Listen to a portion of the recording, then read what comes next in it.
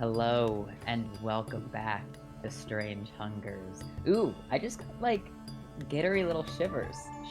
Giddy little shivers. From your own Jittery DM little voice. Shittery little givers. Oh my god. Welcome back. We're gonna play some D&D, It's been y'all. so long. It's been so D&D. long. And we have everyone. Look at all these shining faces. I'm so happy to have all of my friends together once again.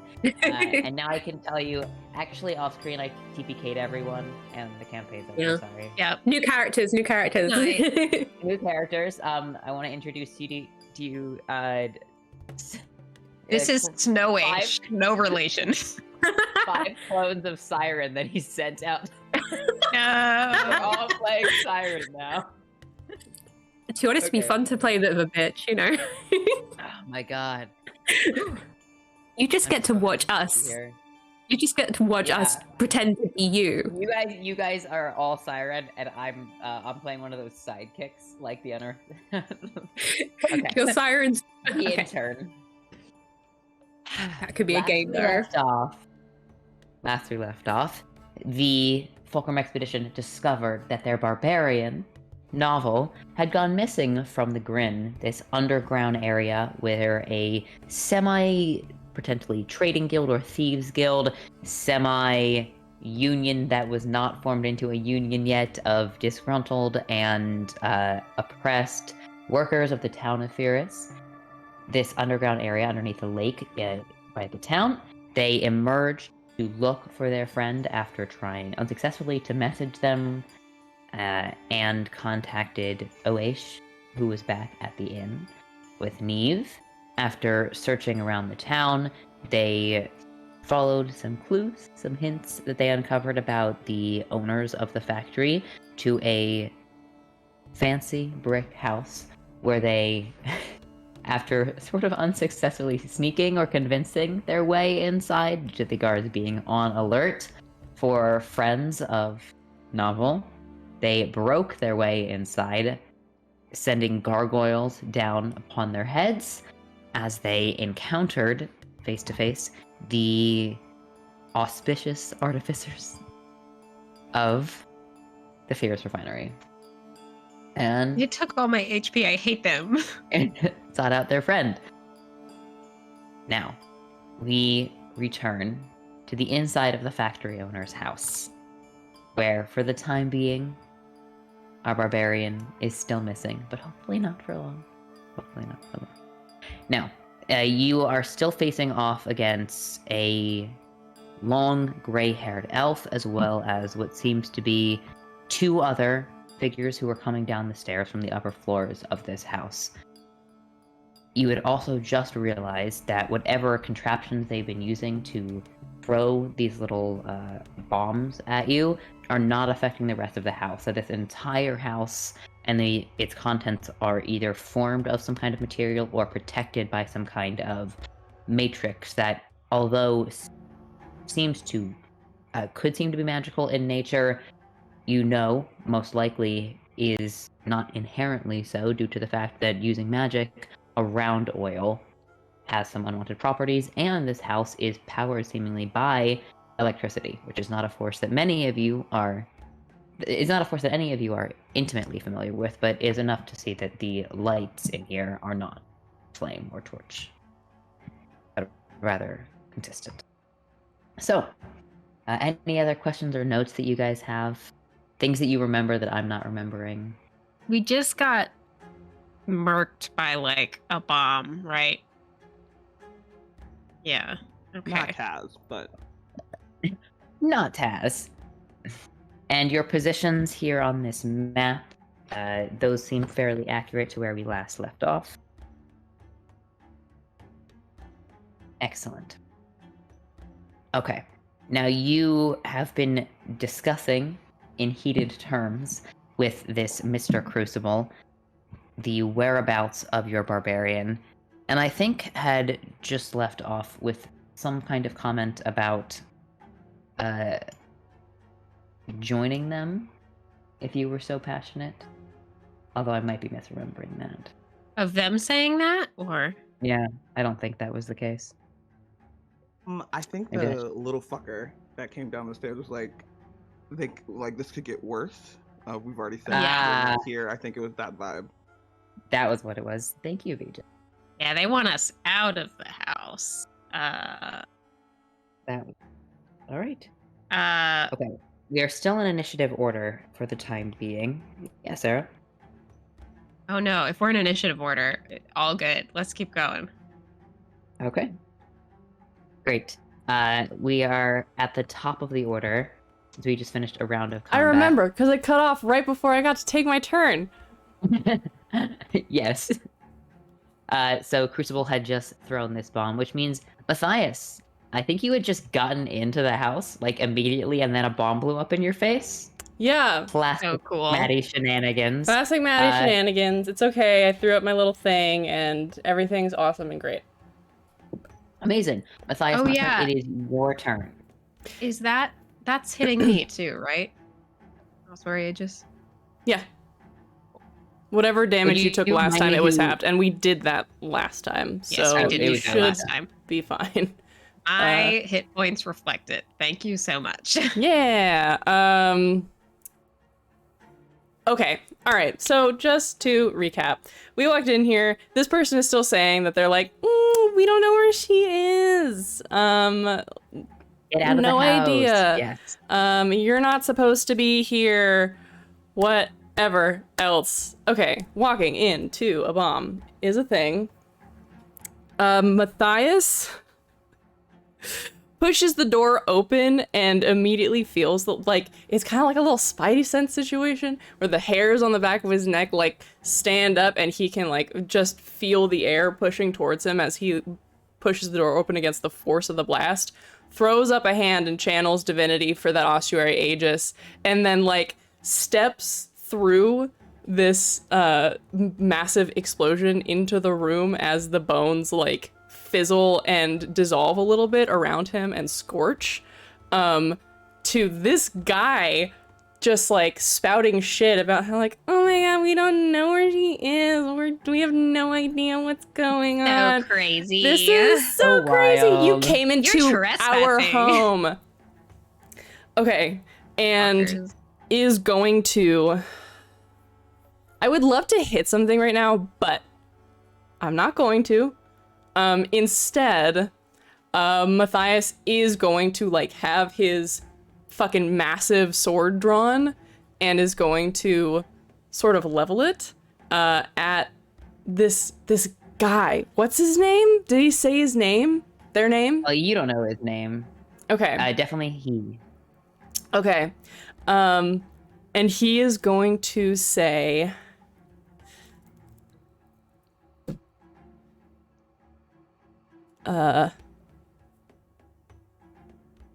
This group is under the protection of the Order of the Black Ice.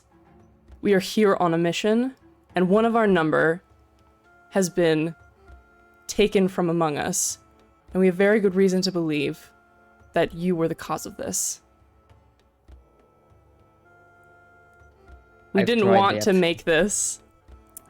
We didn't want to make this violent, but unfortunately, we have no choice. Okay, give me a persuasion check with disadvantage because Vice has already tried that to convince them. Okay. Sorry, I just got here. Can I possibly make an argument if it's better for Maddie to roll intimidation because that's such a scary sword and he's such a scary man? You can roll Persuasion's intimidation okay. or persuasion. Okay. Persuasion's alright.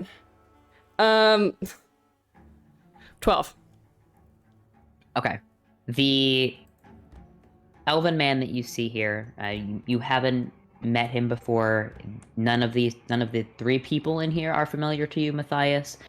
You know that the Order of Black Ice has passed through Fierce countless times. Like every time that you've used this pass, you haven't really lingered very much. You might have stayed over in the inn 1 or 2 nights, but you haven't really faced off against the factory. This is a waypoint, a passing through.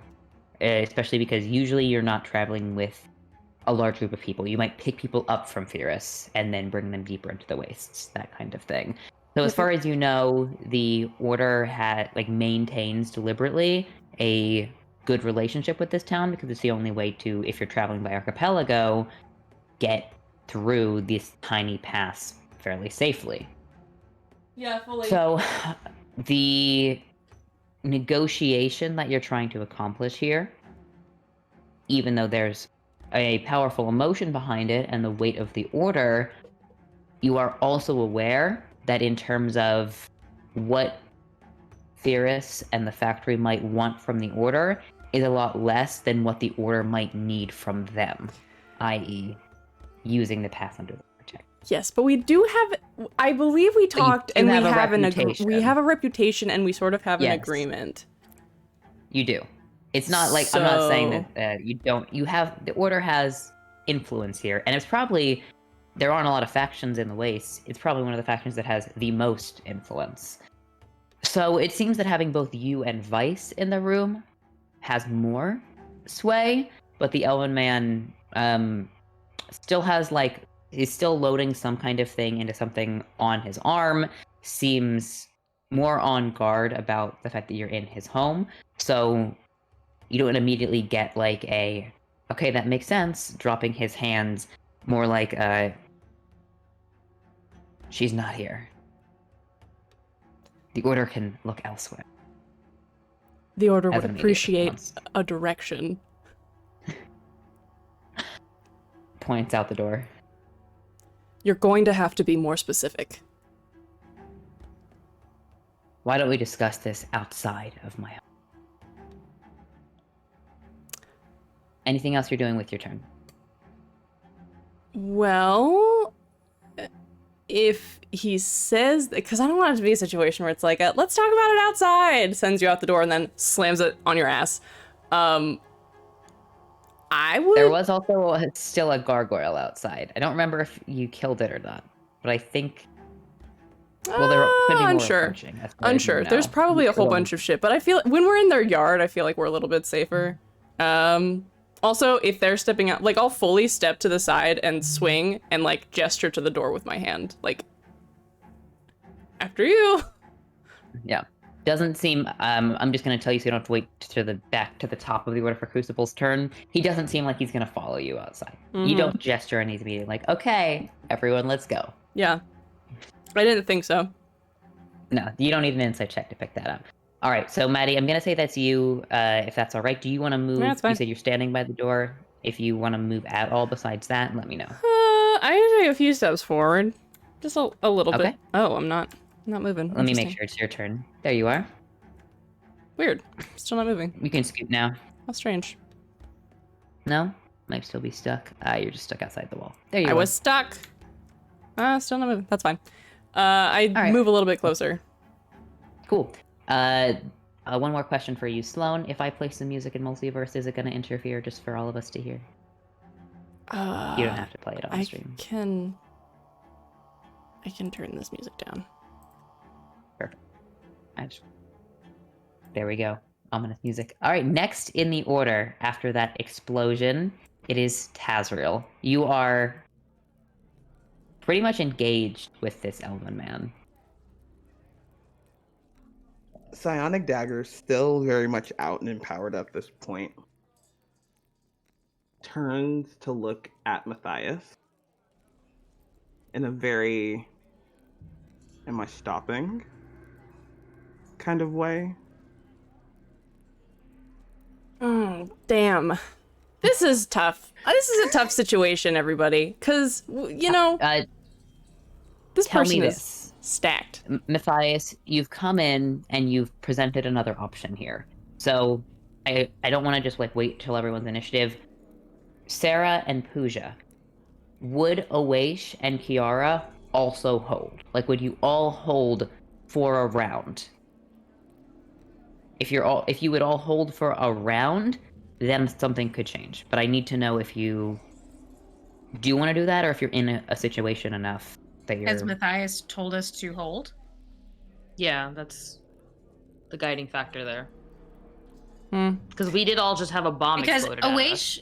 Awaish is not I'm going to be very clear. Oash is not going to attack on their turn. They're not going to do anything offensive on their turn. They are going to take an action on their turn. Okay. That's fine. Same question for Kiara. Kiara is going to look around and heal. Because we just got bombed in the face, so. Yeah. I think what'll actually happen is Taz is going to, seeing Matthias try a diplomatic approach, despite the anger, is going to bonus action disengage from this guy who's within 5 feet of, and out of Oash, Vice, and Kiara. I was definitely about to say call Kiara Pooja. Who's not looking good with hit points wise? Who's looking a little rough? Everyone is definitely smoking. Yeah. Kiara's down to half, but I don't think she's anyone's hardy. having a good time. Yeah. Okay. You know? Alright, okay. I'll check the Vice for you in a second, but I think Vice is doing okay. Okay. Then yeah, I will move myself in a second. Taz is gonna go over to Oash and just pull out the healing kit in like a kind of do you mind sort of gesture. Oash has this like electrical staff in their hand still that they stole from the guard outside, that they're like clutching very hard onto, and they don't quite look at you, but they just give the barest of nods. Okay, and yeah, I'll roll the dice about that in a second, and that'll be my turn. A little Now- hole. I love the like I'm healing you very rapidly in 6 seconds. So basically, what you're doing is you are putting out some fire that is smoking off of Oash. Like you are just tamping it down off of them. Which is very helpful because they don't want to look weak, but they don't like getting burned. Great. Okay. Tell Oash the dice for healing. Next in the order, if that's your turn, Vijay, you've disengaged. Sallow, the other figure who was coming down the stairs, you now can see emerge at the top of the stairs. This is a slightly less tall, but very similar in appearance to Crucible.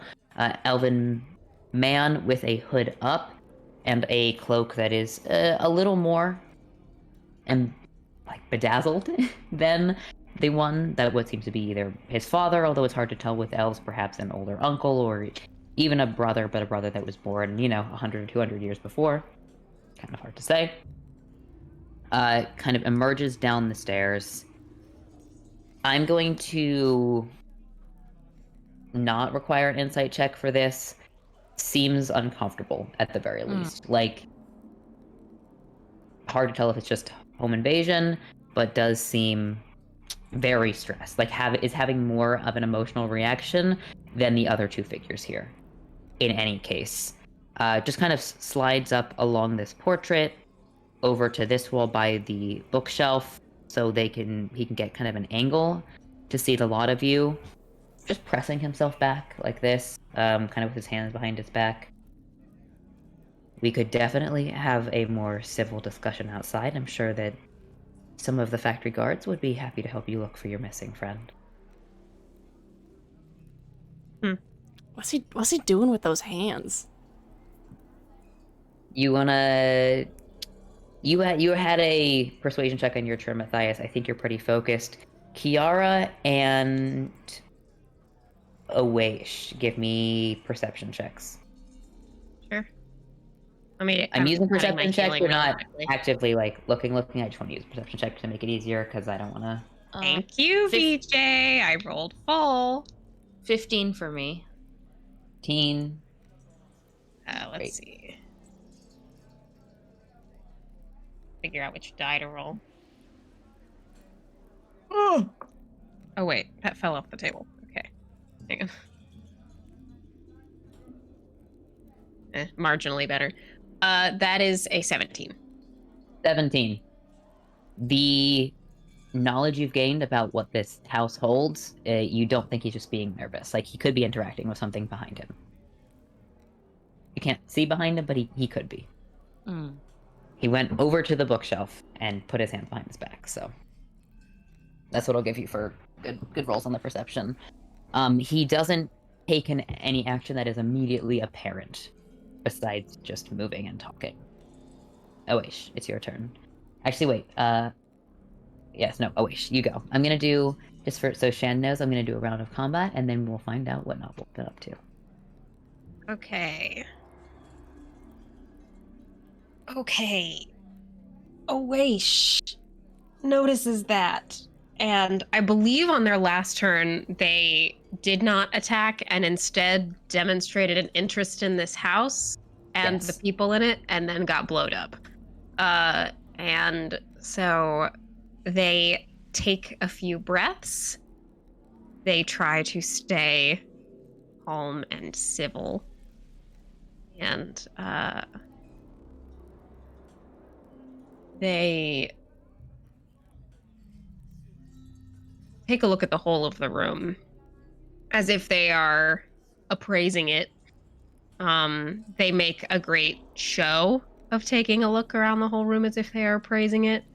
Mm-hmm. And they say, well, it would be a shame to leave such an impressive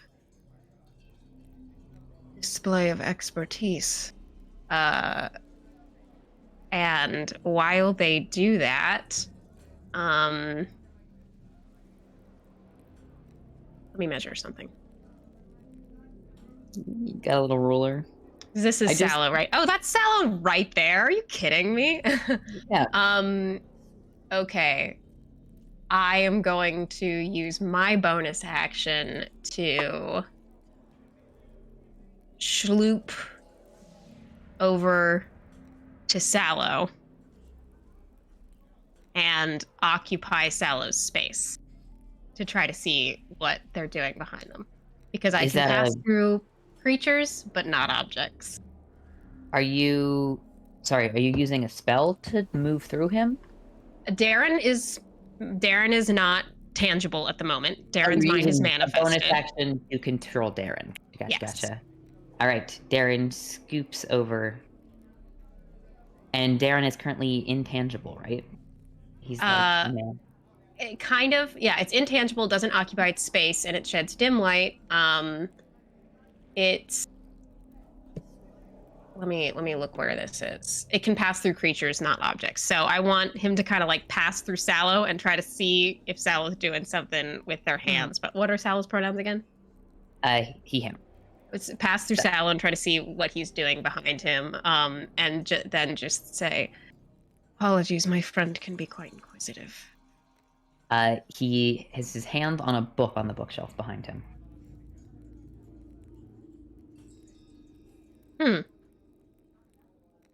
Darren's blind sight can't he can't read the spines of the books or anything. No. But he's holding it. He's like touching a book behind him. Fancy some reading. Kind of like grimaces at you. I wouldn't do that. And I'm just going to prepare a little mind whip from Darren if Sallow tries that. Okay, now keep in mind, if you ready a spell and don't cast it, you do lose the spell slot anyway. Interesting. I'll take it. Okay. Next in the order is Kiara. Kiara has no idea what's going on, and so she's just gonna look between Matthias and Oish and say, "What are we doing? They seem really keen to go outside, but I don't get why." Listen to your leader. We can take it outside. It's fine. But it's cozier in here. And I think as an action, Kiara's just gonna want to like put out the fire, kind of a thing. Well, basically just heal herself. Yeah. I'm just looking at. I want you guys to know, while Pooja's looking at this, that I was making a little, like, we're live tweet because I forgot to do it, and I tried to tag Vice on Twitter. Like, I looked up, because I was Let looking her at know. multiverse. She's real. Let her know what's She's going real, on. and I wanted everyone to know that she was live. Oh. Yeah, Kiara's just going to like pat down and just do a little cure wounds. Okay. That's a first level spell, right? Yes. Okay, would you... Let me measure something. Alright, that's fine. You don't need to roll anything. It is fairly obvious that anytime you've cast a spell, it seems to make these men uncomfortable. Yeah. Well, the men make me uncomfortable, so we're even. Yes. Fair enough. Alex, is it 10 hit points. to What's Kiara. making men uncomfortable? is it like uncomfortable and like, oh, this is dangerous uncomfortable, or like a different type of uncomfortable if noticeable? Hard to say. It's just the way that someone might react. It's the expression that someone might make if they care a lot about silverware and you use the wrong dessert fork. That's the energy you're getting. Good. Okay. Next in the order, and I'm going to just pass through these quickly so we can... Vice, same thing, holds for Matthias.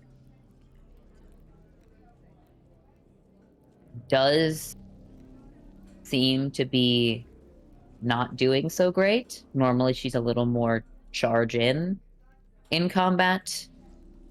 But kind of reiterating the point of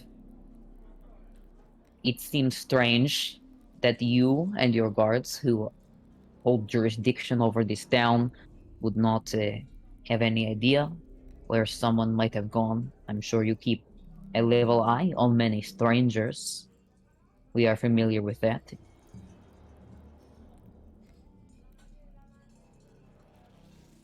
But yeah, same thing, holding for what is going to happen next.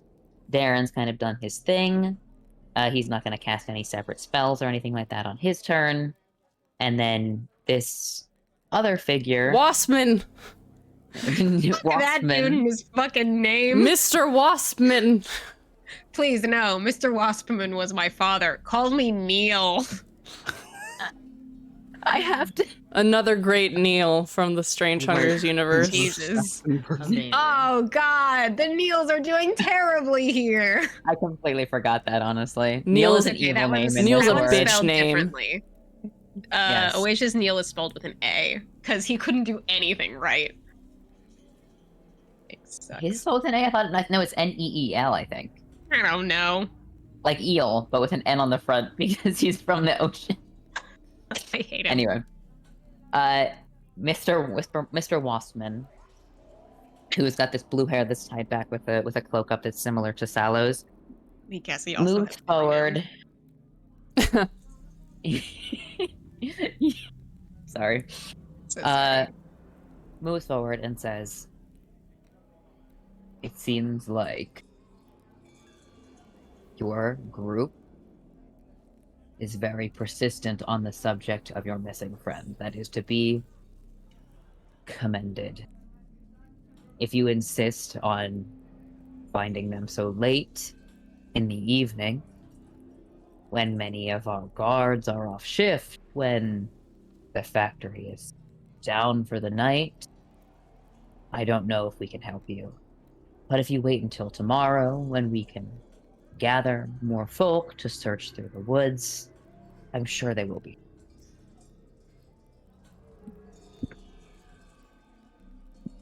Can we Also does respond, not- or are we waiting for turns? We're back to the top of the order. I'm gonna say everyone can give me a response at this moment. What are you doing in a general sense? You don't have to stick to initiative. Just say, are you all going outside? Matthias, what is your reaction to this? I'm gonna let you take the lead since everyone said they're kind of waiting for your Okay. command. Not gonna step outside yet. still standing by the door, sword in one hand, another hand gesturing, like, we can go if you go first. Like, if you want. Oh, hello? That was me. Sorry. Okay. Hold on, I have to fix this. Okay. We can go if you go first. But then hearing this from this chuckle fuck over here. What a time. What a time and what a place.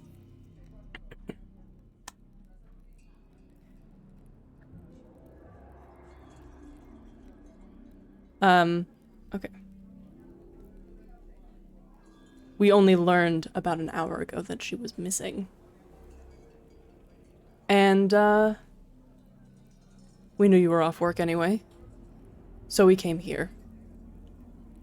We can... you can certainly wait until tomorrow morning, but we will not. We very much would like to keep the rest of the town from getting turned over in our efforts to look for her, because we will look for her. We just need a little bit of direction to ensure that we don't get into anything that would inconvenience you.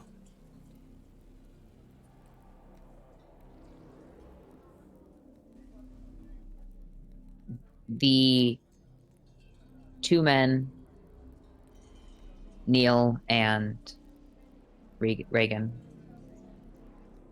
kind of pause for a moment, look at each other, and then,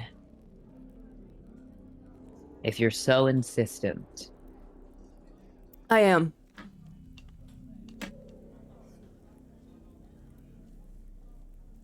Maybe she wanted a job.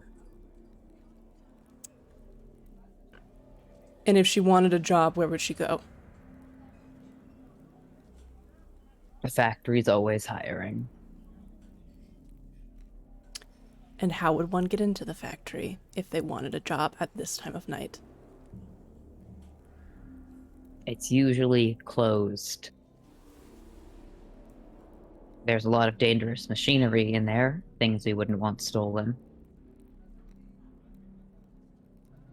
But perhaps my son can escort you in our back entrance. Who's he gesturing to? Sallow. Sallow. That's the one who's got his hand on something. Yeah. Sallow steps away from that bookshelf and, just kind of looking between the two men, is going to escort you guys up the stairs. Ooh. I look around at everyone else like, are we good to go? What's everybody look like? What's everybody's faces? I'm taking stock. Kiara looked down down. to clown. Oh, go ahead. Kiara's gonna follow, but you can also see that she's like, she's ready to start fires. All right, I've ended initiative. Wait, what is Taz? Yes, What's Taz's expression? What's Taz doing?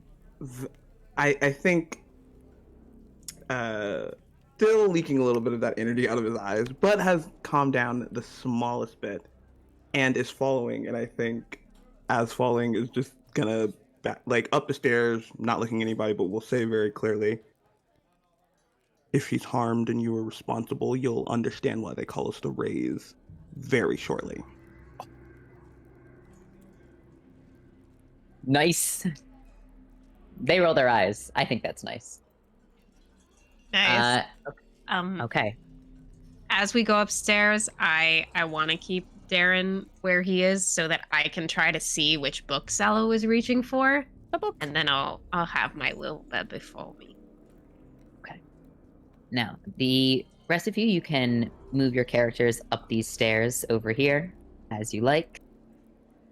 I'm moving. Hell yeah. To this bookshelf.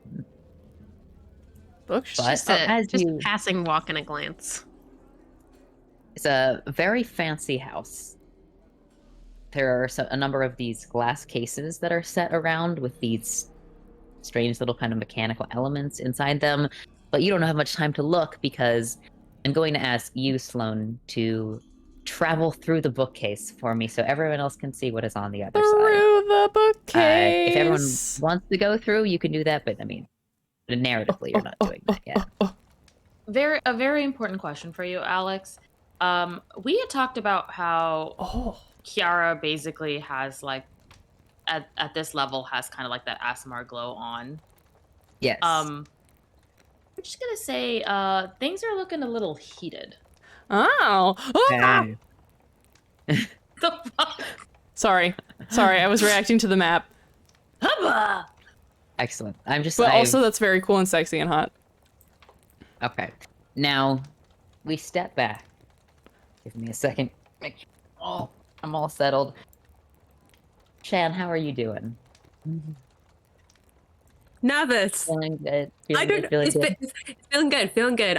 Yep. Ready. Okay. What's It's been happened so to my long since boy? you played Dungeons and Dragons. Abandon my boy. Okay. This Now does the not look like Barton signed a W-9. I'm gonna start a fire so bad. Come on. There's a kitty on my shoulder being like, "Do it, girl. Do it. Do it. Do it." Novel. The last thing that you had remembered, was reaching for that door handle, feeling a searing pain across your body, and losing consciousness. You're not sure how much time has passed when you begin to regain consciousness, but you can immediately tell there's this tingling soreness all over your body. I'm going to say, would you tell me what your hit points currently are? Doki, I'm currently on 79 of 89. 79 out of 89. Okay. How much am I taking? Would you take an additional 10 points of damage for me? What? This just Oh, represents fuck. the The fact that fucking you have lightning been damage. electrocuted. Yes. Great. Love that. You don't seem to be actively still, like, being injured by anything as you wake up, but there is this sense of pain. Your body has been through something. Mm. You first wake up to a very, very strong smell, like coal or burning fires, smoke, soot, to the point where you wake up and you're just like coughing immediately to the thick, heavy scent in the air. You awake on your back, Rude. and then there are a few sort of calls and jeers. Seems like she's awake. Is everyone ready? Come on, get up. Can I tell what my shape is? Well, they said she, so maybe. Yeah. I kept my shape. You kept your shape. Can I feel Titan's wrath under my back? No. Shit. They fucking took my fucking sword. I'm going to murder them. I think like in that split instant, Barden does try calling out. Any response? No. Too far away. Mm. Just like a fucking. As you are opening your eyes, sitting up, looking around you, you seem to be lying down on hard, packed dirt. It's blackened with soot mixed in, and there's this light that's kind of flashing around you and above you. You hear a roll of thick noise like a drum beat begin. What's And happening? you notice that here on this area, this dirt with you, there seem to be two figures who are just kind of standing above you and looking down at you. One of them is burned across his face and down his shoulder. This is less a a burn that you might recognize to be like from Abjor, just from traditional fire, because there's an imprint of some kind. Like rivets in his face and plates. Like something has been pressed against him to burn his skin and leave a mark.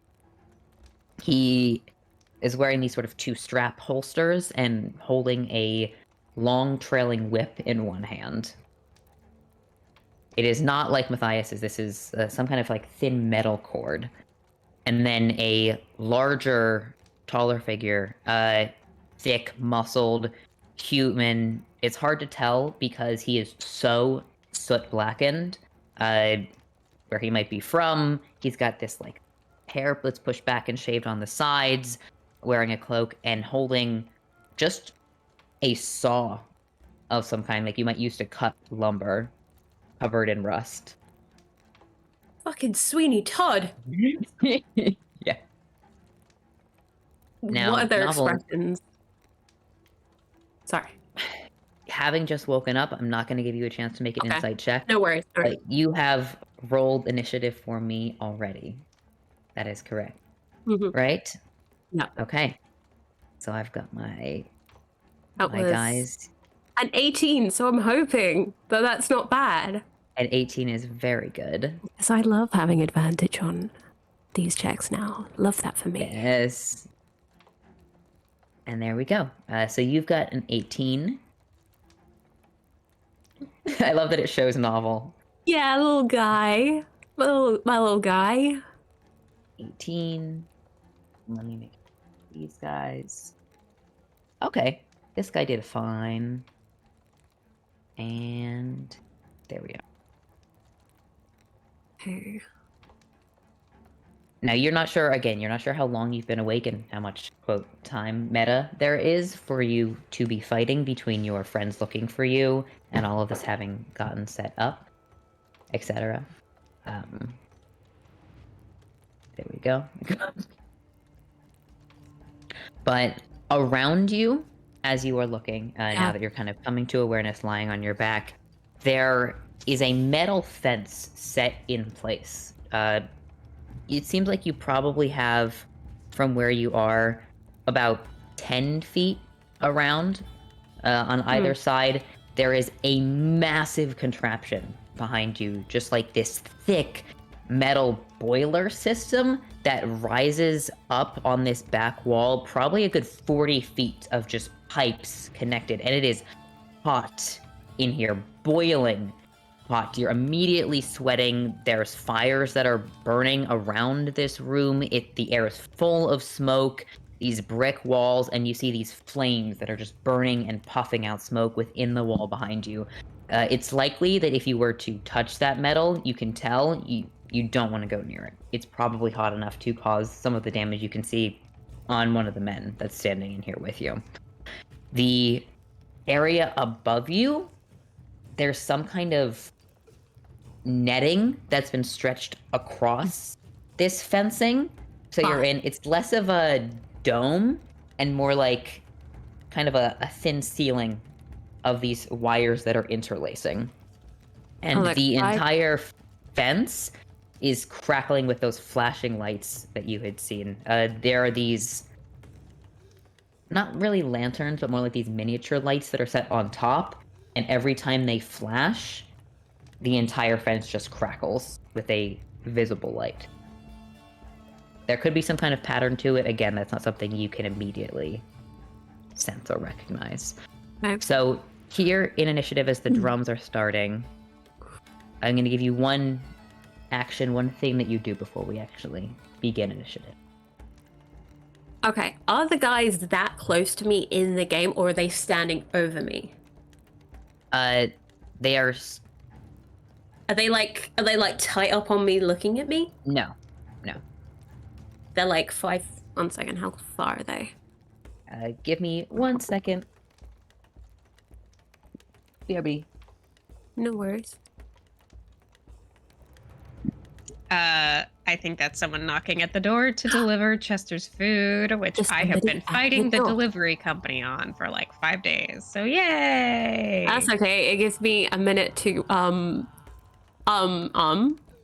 This will be There we go. fine.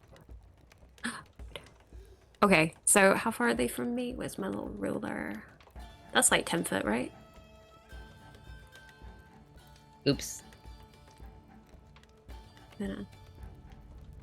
Yeah, Uh, or like 5 foot. 10 foot, 10 foot. Okay. I think I'm gonna take my turn to get up because that takes a full action, right? And Yeah. at the same time, I'm gonna like wiggle my foot in my boot to see if I still have my knife. You know what? Let me roll an investigation check. Because, you know, just as I'm getting up on one knee, I can just like, can I feel my dad's knife in my boot? Have they Yes, it's taken still there. everything off me? Fuck yeah! Okay, probably I'm gonna be stronger than a knife, but it's good to have. Yes, you do have a knife. I do have a knife. If you had any other weaponry that is big or obvious, it has been would- removed. But anything that might have been small. you do Okay, still have. I'm going to get up and very slowly and be like, all right, I have no idea what's happening. Can you guys just explain? I'm sure we can work this out. If you're trapped, we can work on something to get out. We don't have to fight. I don't want to fight. I just got electrocuted and I still think I'm twitching and I don't really like it. And this is can we just talk, please? Listen, you haven't been here before. I'll just tell you that usually doesn't work, okay? They make us fight. We have to. And if do you they don't ha- fight back, you're going to get hurt. Do they have something on you? Is it money? The man to your left, the one with the Sword or the whip? burns, the whip, just looks to another figure who is standing kind of outside, and then kind of up, you can see there's some kind of railing or element, like a secondary floor catwalk that goes along one side of this interior that you're in, and it looks like there are two people that are looking down from above, up on this catwalk. Let me see if I can ping it. Do they look like him? They don't look like him. It's hard to get a good look at them because they're up above and looking down, but they seem to be smiling, cheering, and jeering as well. They're just watching from above. Paid. All right. And you? Doesn't say anything. Looking around. Just...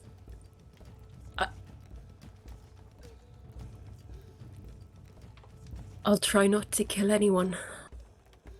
I don't want to, but... Okay. And I get into like the stance that I was taught at port, and I bonus action rage ready. Okay. With Fist, no knife, just fist. With your rage, those drums come to a crescendo. Yeah. I'm gonna And also then- I'm gonna take a little step back towards Yeah. oh, I'm locked. I'm gonna take a little step back a little bit closer to the big hot machine. Because if someone wants to try and aim a punch at me, it's gonna be hot. So fuck you. Okay. The drums come to a crescendo, and then there is a puff of steam and a bell that rings, less of a church bell and more of like a alarm going off. The boiler reaches a crescendo, and then one of the figures from above just shouts out, "No lethal! 10 days work on the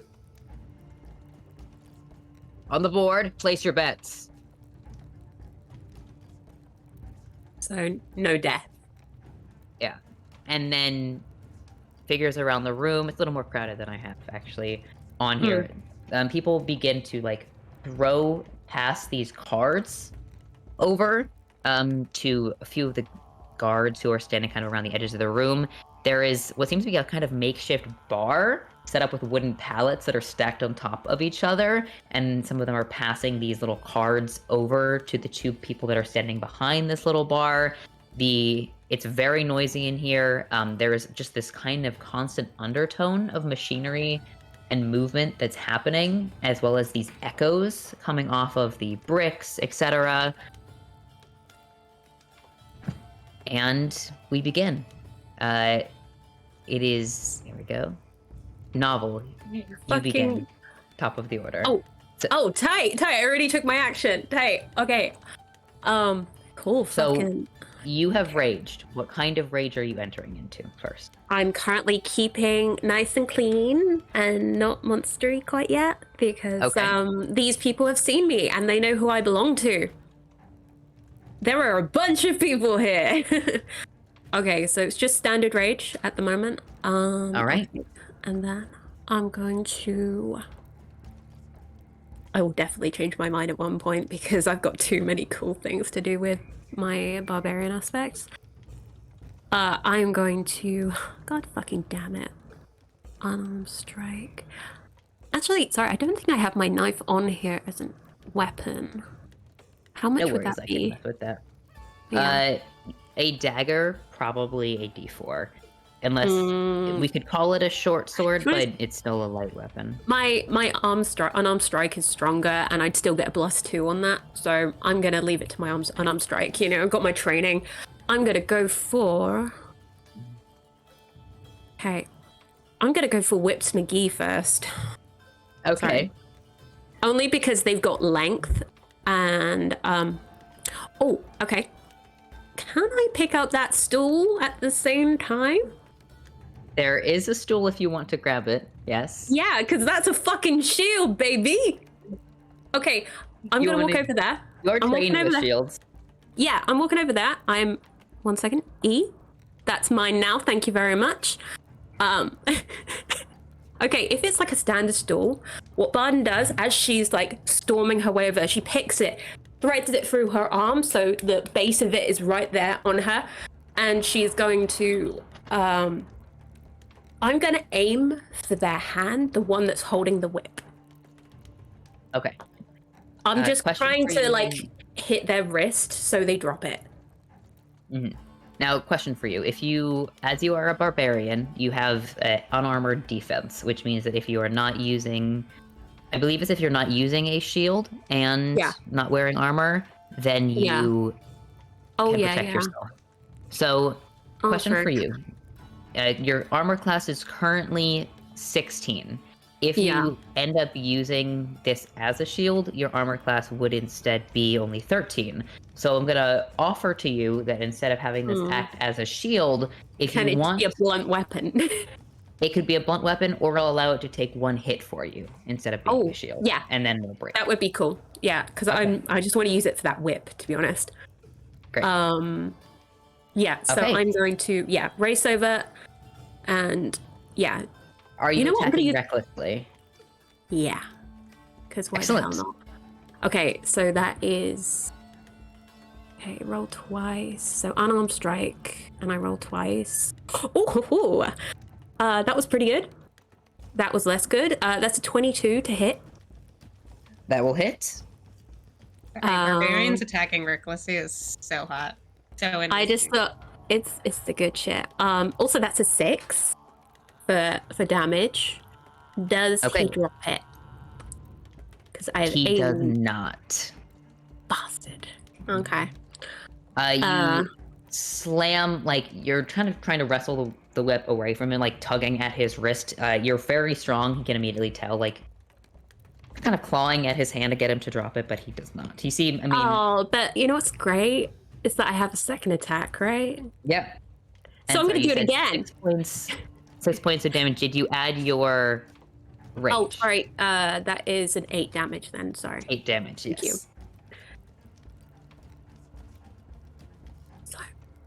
Sneaky Sloan. Sloan in the background. Yeah, so shield on this arm, punch, and then to be honest, another punch. Yeah, fuck it. Okay. Maybe this side instead. 1, 2. Okay, let's try that again. And I wouldn't get the double this time, would I? Every time when you would attack recklessly, you always roll with advantage for the entire turn. That's so sexy for me. Oh god, that's a 21. That will definitely hit. And then, oh, there's another 6. And there's another 8. Yes. Okay. So Drop because it. because you are using unarmed strike, every time that you roll, It's you're not. straight Don't up even 6. roll an unarmed strike. It's straight up Yeah. going to be an 8 because you're Okay. raging. So Yeah. you will always do 8 damage because your strength is +5. You have 1 base damage, which is pretty crazy because that means that you can always kill a commoner in 2 punches if you hit them. Like, Oh Jesus. That's you're terrifying. that buff. But also, Bud is just like, drop it. It's not fair. All I have is a fucking stool. My God. And then it is going to be his turn. He moves. He is currently engaged with you. Sorry, it's Yeah, actually I am. the small man's. So he Sorry, I'll gets move my- behind you. No worries. I can move you closer so you're up next to him there. They are not flanking you currently. He doesn't want to step closer to the boiler to get on the other side. But he has advantage. That is going to be 23 to hit. Definitely hits. And then Can I use a reaction, please? you may. Please. Can I use my Hellish Rebuke? You can. This is not magical. This is an ability that you gained Mm-hmm. This is the I got from from the pyramid. Soar. Okay, Yeah. that's fine. You don't have to roll for it. One give second, let me find the it. save DC for that. 1 second. Where's Hellish Rebuke? Sorry, all of my things are piled up. Dexterity saving throw, and that would be my spell save, right? It uses your charisma. Oh, Dex 13. It says Dex 13. Yes. He passes. So you Boo! damage on that. And he's using 2 hands. I mean, I would still like to flavor it a little bit. That there's just like this. Again, it's taken from the Razor's language, and it's probably something that they've maybe heard Siren say or Kiara say, and there was just like this little spurt of flame out of the fangs and the tusk, like whatever the equivalent. Even if it doesn't work, Hiss still that like out. As you hiss, the boiler also just sort of steams up at the same time and bursts out in flame. As he brings the salt just kind of down, raking at you, you twist to avoid the actual scratch of the blade. You could just kind of feel it. It seems like it's a bit unwieldy. He's a very broad and strong person, but He's so fucking doesn't soft. want to just like cut anywhere near your neck. He's going kind of for your shoulder. You take 11 points of slashing damage, halved to 5 because you're raging, and he takes how much damage was it? Sorry, 1 second. I forgot that he took damage. 2d10 fire damage or half as much. So 1 second, let me just roll that for us. Where the fuck is my d10? Sorry, guys. That one. Okay, that's 6. That's a 6, so 6 damage total. Okay. Fire damage. Which He takes not, 6 not fire fun for damage. people who work here. No. Do I spook the other guy who's burned by any chance? Doesn't seem like it. They're both kind Damn of it. in the They're zone, hardened. I will say. Yeah. Okay. This next guy's turn, he using his whip, I believe he has disadvantage on attacking because it's a ranged weapon. I've got to check that. Wait. He's not going to move to flank with you, but he will. Especially because he'd walk back into the fucking electricity. Actually, sorry, it is not. It is a reach weapon, which means it just adds It adds reach, but he doesn't have disadvantage. He has advantage on attacking you because you are reckless, and he makes 2 attacks. That is a 10, which I'm Nope. not hit, and that is a 21. Yep. But can I use my lovely little stool to take that hit, please? Yes. Kind of struggles away from you, putting that 4 or 5 feet of distance. That means you're still engaged with each other.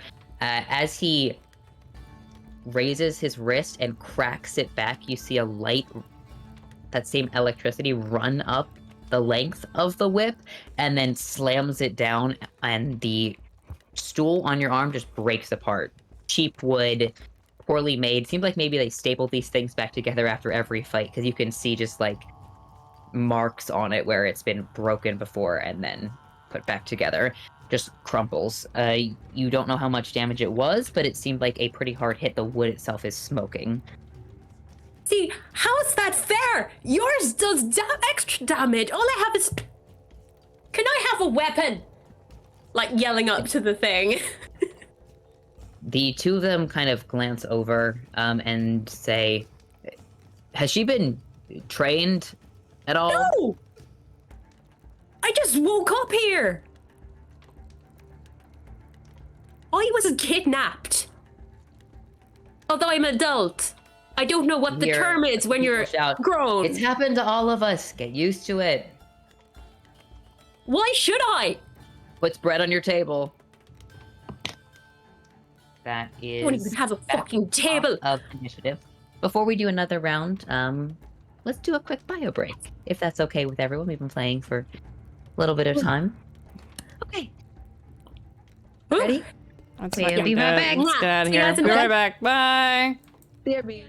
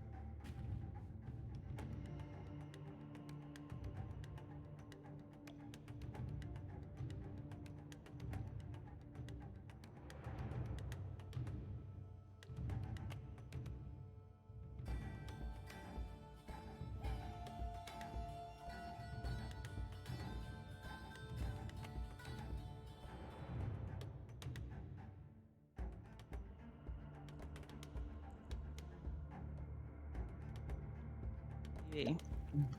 Hello. Hello. We're back. We're in the factory. It's dangerous. No. Yep. Let's do it. Let's do it. Yeah. Okay. Back to the top of the order. Barden, you are now kind of not really pinned into the corner, but you have the boiler behind you, the fence to one side, and these two men who are kind of engaging you to the other side. You're not sure if it's supposed to be like a tag team up or something like that. At the very least, these two people seem to know each other and they don't know you. So maybe they work with something between them. It is once again your turn. What are you doing?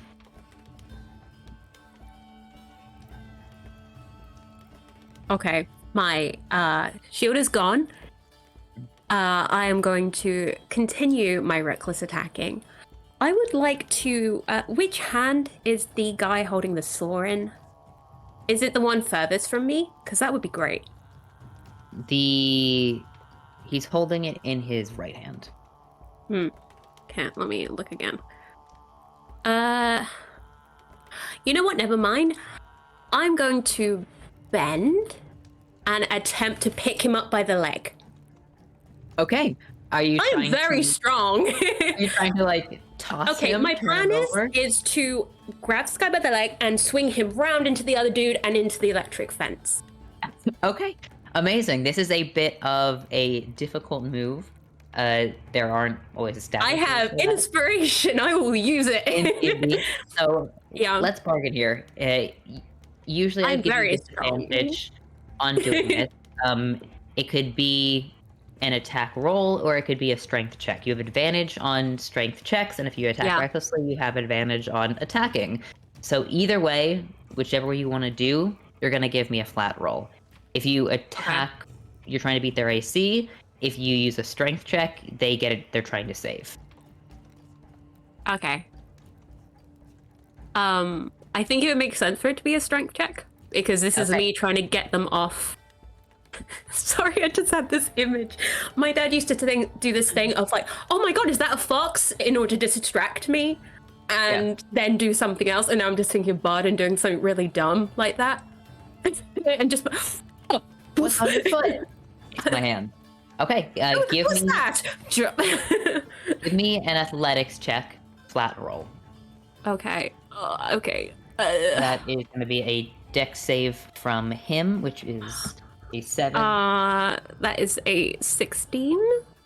Okay. You grapple, like you get your hand around the ankle of Sawman here and pull, which knocks him off his balance and I've sends got him ankle and thigh onto his back. I am double fisted. I'm double handing this dude. Yeah. Yeah. You then try to shove him under the other man, like move and drag him, and it's hard enough, like with how heavy he is. This is maybe like a 200, 250 pounds. As long as he's over. Big guy. So you don't get to slam the other guy into the fence, and you've knocked him prone. You haven't caused any damage to him. You can usually grapple or make that kind of check as one of your attacks. If you want to make a second attack, you now have the chance to do that. So, okay, so my saw guy is on the floor, prone. Is that correct? Because he's prone, if you want to attack him, you can have advantage without having to attack recklessly. Can I take his saw? You want to try and take his He saw is from him? prone. Okay, give me. He is prone. give He me would be in one more. disadvantage. One more. This is just a strength check. Okay. These men are holding on to their weapon. Yep. This is what is keeping them. I just want to make it fair. I just want to make it fair, baby. All right. Give me a strength check with Okay. advantage. Okay, thank you. Ooh, okay, that's a 22 or... Okay, that's a 22. Okay, I got a 21. You pull Yes. this rusted saw out of his hands. Sorry, mate. He hasn't said anything yet. At this point, he says, "Give it back." No? Okay, that is going to be your turn, Novel. Oh, I want to step back as well. I haven't taken any movement. Okay, you have I'm gonna- one more step that you can make Let me make sure it's your turn. One more Yeah. step that you can make into the corner before you are potentially hurting yourself, either on the fence or on the boiler. Can I step away from the fence of the boiler? Or am I going into someone's... Well, no, that you dude's can step away prone. from I can just that, so- hop over him. It's fine. There you go. Yeah. Just very awkwardly leaping over a dude, like, what? Sorry. You are not going to take an opportunity attack from the pit fighter because the reach on his whip is 10 feet and you have not left it. I've not left it? No. Okay. I know my turn's done. Can I quickly... What is the material of the handle of this thing? Is it metal? Is it wood? Is it sandwiched over metal? Can I feel metal on my hand? It is wood that is sandwiched over metal. You don't feel metal on your hand. Tight. Good to know. Thank you very much. Okay. That is your turn. The man who was holding the saw pushes himself back up to his feet, stands up, dusts himself off. He doesn't have any weapons in his hand, kind of is looking around, and then just tries to shoulder check you into the fence from this side. Wouldn't it take an entire action if he was prone? It uses all of his movement, not his action. Oh. So he can't Okay. move towards you, Yep. but you are still next to him. So he can try and shoulder check you. Okay. He just can't. He can try. Yeah, he can try. This is going to be... Would you give me a strength saving throw or a dexterity? Sorry, dexterity saving throw, which again you have advantage on because you're a barbarian Yeah. and you see the damage are coming. I'm going to do the deck. Oh, saving throw. I'm using the right place this time. Yes. I've been using the wrong thing for deck saving, all my saving throws. So that's great for me. So that's a 19. Okay. A 19 is easy to bicep. He is Does he pretty just- unsuccessful.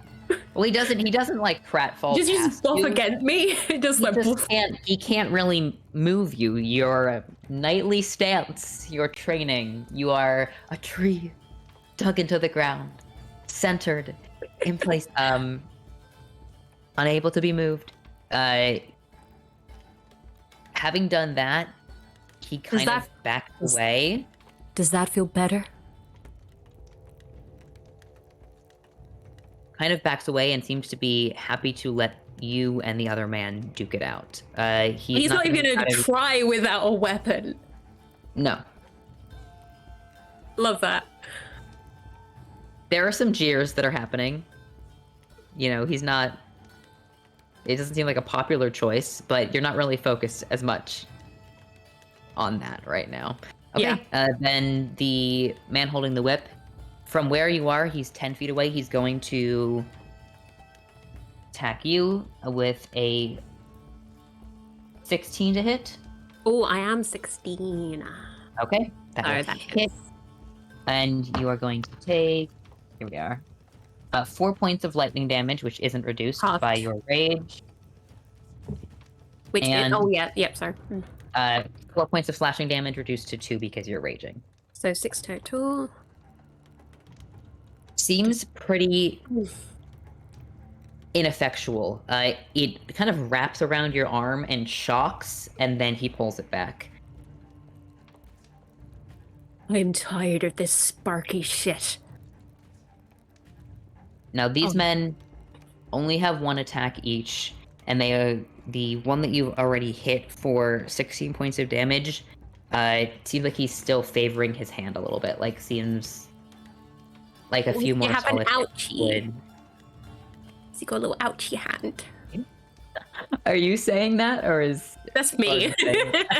I wanted to know. if Look, Barden feels bad that she's doing this, but also, you know, they Okay. didn't give her a weapon. Like, she had a really cool weapon. They kind of left her with it. I It's think once you would again have your killed these men in one stroke if you had that weapon. Yeah. Look, I had spells. I would have done the spells. Give me another turn. You've currently got this saw. Okay. Okay, I want to look around. I will happily let my rage die. I want to look at the electricity, baby. I want to look at those lamps. because you said Okay. that there was a weird little pattern going on, and I've got something that is metal and has a wooden handle. I'm not going to be a circuit, baby. What check? Sorry, I got really excited. Intelligence check for me. Oh, come on, be nice to me. Be nice to me. Be kind to me. Oh, that was only a 10. That's a 12. 12. Boo. There is a rhythm to the pattern, but it's not something that's like 1 second and then it goes, 1 second and then it goes. It's something different. It's Chilly. Wait, so that's my turn. Yeah? that is a That's a throughout check. this combat with other, like last session, I've allowed other players to make certain checks as a bonus action. Sometimes I'll allow it, sometimes I won't. I'll allow you to have done that as a bonus action. Thank you very much. Because I just realized that just an attack will keep my rage going, right? Yes. So I'm gonna try. So I've got Are you going for the sword fence? in my hand, got my sword in my hand, and I'm just like to the two guys. Let me try something. Just be cool. And I'm gonna head to the fence, or not right next You to it. probably don't want to do that. Give me a second. Okay, I'm gonna go. Boo fight. 5, 10, 15. Okay, I could probably reach that. So there is a lamp there, right? Yes. That's flashing. I'm just gonna hit it with my sword. Try and break it. Okay, give me. Yeah, an I've got, it's a wooden handle. I'm gonna try and smash it. What was that? An attack roll, yeah? Which Yeah. I would would I still have advantage on that?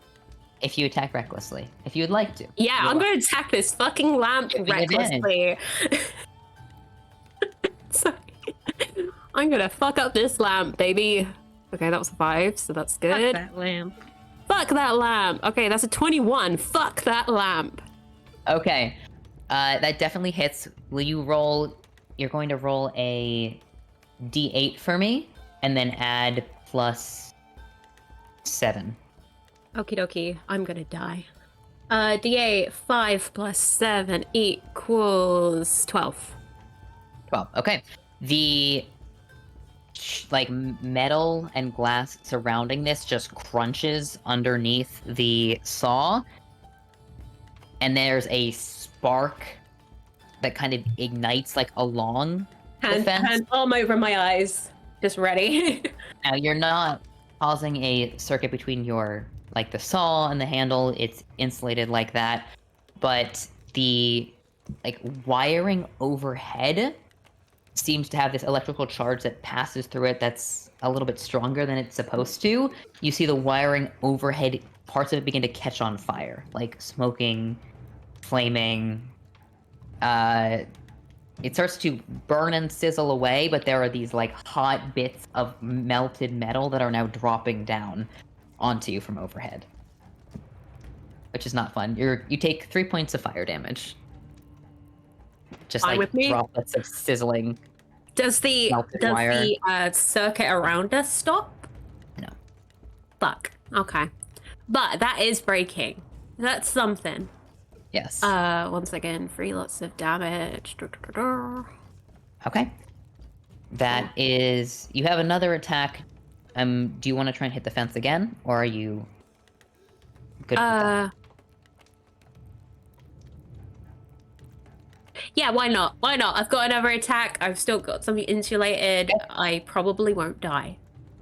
Give me an attack roll with advantage. I'm gonna assume you hit because it doesn't have a super high AC. So Attack. probably just rolling The a fence. D8 plus 7 one more time for me. Okay. So sorry. Attack. Okay, that is a. Oh, that's a 5. Black. Oh, and a 2. Wow, I'm rolling so bad. That was a 13 total. 13 still hits. Okay, that's a 7 and a 7. That's 14. 14 points of damage. Okay. Yeah, sorry guys, I'm attacking a fence now. This is very interesting to watch. I They might love just take it. me out. They might just take me out to be like, you're fucking boring. You're trying. You've got a saw. You are trying to saw through the fence. At this point, it seems to be doing a lot more damage to the saw than it's doing to the fence. One less weapon for them to use. Yeah. Now up to you. Do you want to just break this saw? If it's not doing any more damage to the lamp, yeah, I snap it. Okay. You snap the saw onto the fence, and one part of it falls outside, one part of it falls inside. The man behind you just kind of sighs. And then, with the end of your turn, he steps over and picks up the other stool. And They're not just that great, I'll tell you. breaks it over your back. That is going. That was an 18 to hit. Yeah, that hits, baby. He's using an improvised weapon, and that is going to be 7 points of bludgeoning damage reduced to 3 because you're raging. I'm sorry, just the image of this man who does not want to be there is so exploited in this moment. Just a huge sigh and just like, I got a wrestler break this over your back. I hope you understand. It's so funny to me and so sad. But also Barden just like taking that and just like, It's like now why'd you do that? It's like WWE. Like there's nothing actually happening. Give him a chair from the crowd. There's not a lot of back and forth, like, spicy dialogue happening here. The guy with the whip seems a little more, like, younger, high energy. You know, maybe he's done this a few times. The other guy is, like, giving them nothing. The crowd seems not super thrilled with how things are going. That is the whip man's turn. He kind of turns back, like, outside the fence and looks up at the two, kind of shrugs, and then goes over and cracks his whip at you once again. You did attack recklessly, so he does have advantage, which is 21 to hit. Yep. Okay. And that is 4 points of flashing reduced to 2. So 2 points of flashing and 5 points of fire damage from the lightning. Okay. Woof. I am almost half. I think Wow. Barnes just gonna be like, do we really need to do this? This is ridiculous. This is just fighting for their entertainment. These people do not care about you, and you know this. Not much And yet else you to do fight- in this town. Then leave. There are boats. There are other places where you don't have to fight people to eat. Where you don't Care have about to your break your muscles, back. not your monologue. Where you're getting my fucking monologue. I am not Okay. a fighter for your fucking enjoyment. I am a hero. Staring up at all the people watching. That's who I am. That line does not really seem to resonate with a lot of people Probably here. not. Looking around, looking outside of the fence, you see dirty faces, you see ripped clothing, tired people, and the guards just looking over, watching, cheering, smiling down at you. I don't want to hurt anyone here.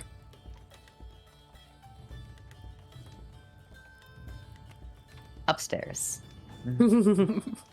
Yes. Sallow steps over to this bookshelf on the top floor of this residence. You've been followed as well by Waspman and Crucible.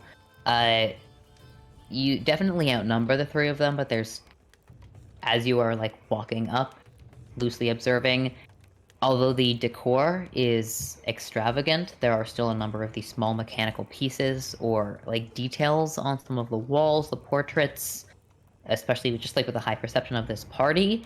You find it likely there are a number of like traps or things that they could pull or elements to the house that make, you know, the lair of an artificer a dangerous place to be, even just walking through. He steps over to this bookshelf, kind of does the classic, like, pulls a book, and then there's a and the shelf, like, moves, slides over on two hinges. Very classic. Wow. Would have seen this coming. Awaish does say that out loud. They're mad and mean. Wow.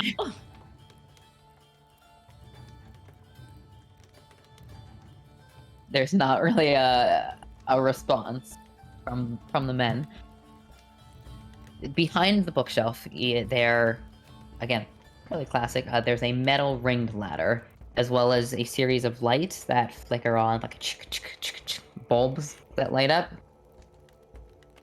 I can take you in this way. I look at him expectantly and wait for him to get on that ladder. You want him to go down first? Kiara does that. Go on then. Thello begins to climb down the ladder. The other two men are making sure, watching, make sure you don't, I don't know, kick him or push him, something like that. Yeah. I'll look back at them and then I'll follow behind Sallow. This chuckle fuck. You climb down the ladder as a group, one by one, and are escorted down a tunnel that is kind of like strangely angled, almost like you're inside a hexagonal pipe. The walls kind of bow out like this. But it's a fairly short walk. There are some uncomfortable noises that happen overhead, like a straining pressure. As you move underneath one section, the light down like here, an MRA machine. Yeah, is not quite as much. Yeah, like very, very bad noises. But it's a pretty wide area. It tapers down to a little bit narrower, but you can easily walk abreast 2 or 3 people in this area. You also see marks of what look like things that have been dragged, wheels left in like some black dust down here. Things are moved in and out. Maybe like carts or something. And then after what is just 2 or 3 minutes, definitely a more direct route instead of going around the river or over from this point, you come to a pathway that splits off into 3 sections. He takes the most immediate center-facing one to another wider ladder. You're not sure someone would get any carts down or anything like that to here, so perhaps this is where you can actually go in instead of bringing goods, etc. You would also notice that as you entered that there were other tunnels taking off behind you, so there's some kind of network that's happening generally down here underneath Virus. He makes his way up the ladder and then spins a classic hatch situation that then pulls open and emerges. And you guys enter from behind just like these thick kind of walls of pipes to your left. This hatch pushes open. You step out into what seems to be a little break room. There's like a mop. A mop that was once white is now black and filthy. There are some keys that are hung inside this room. General rags, etc., accoutrement. Once you've kind of squished into this room, he then pushes open another door. And all of you emerge out, not where I've put you, but rather up onto this catwalk. Mm-hmm. So, up here. Oh, God. I can't move. With the people that have been like looking down on this whole thing. Yes. Oh God. There we go. And there we are. And do we kind of emerge in media race here, like right in the middle of Barden? Yes. As you look down, you see Barden, like through this thick fence, and then this metal wiring that's kind of burning and singeing up. You see Barden is kind of not really pinned into a corner, but is in one corner with 2 men standing in that area with her.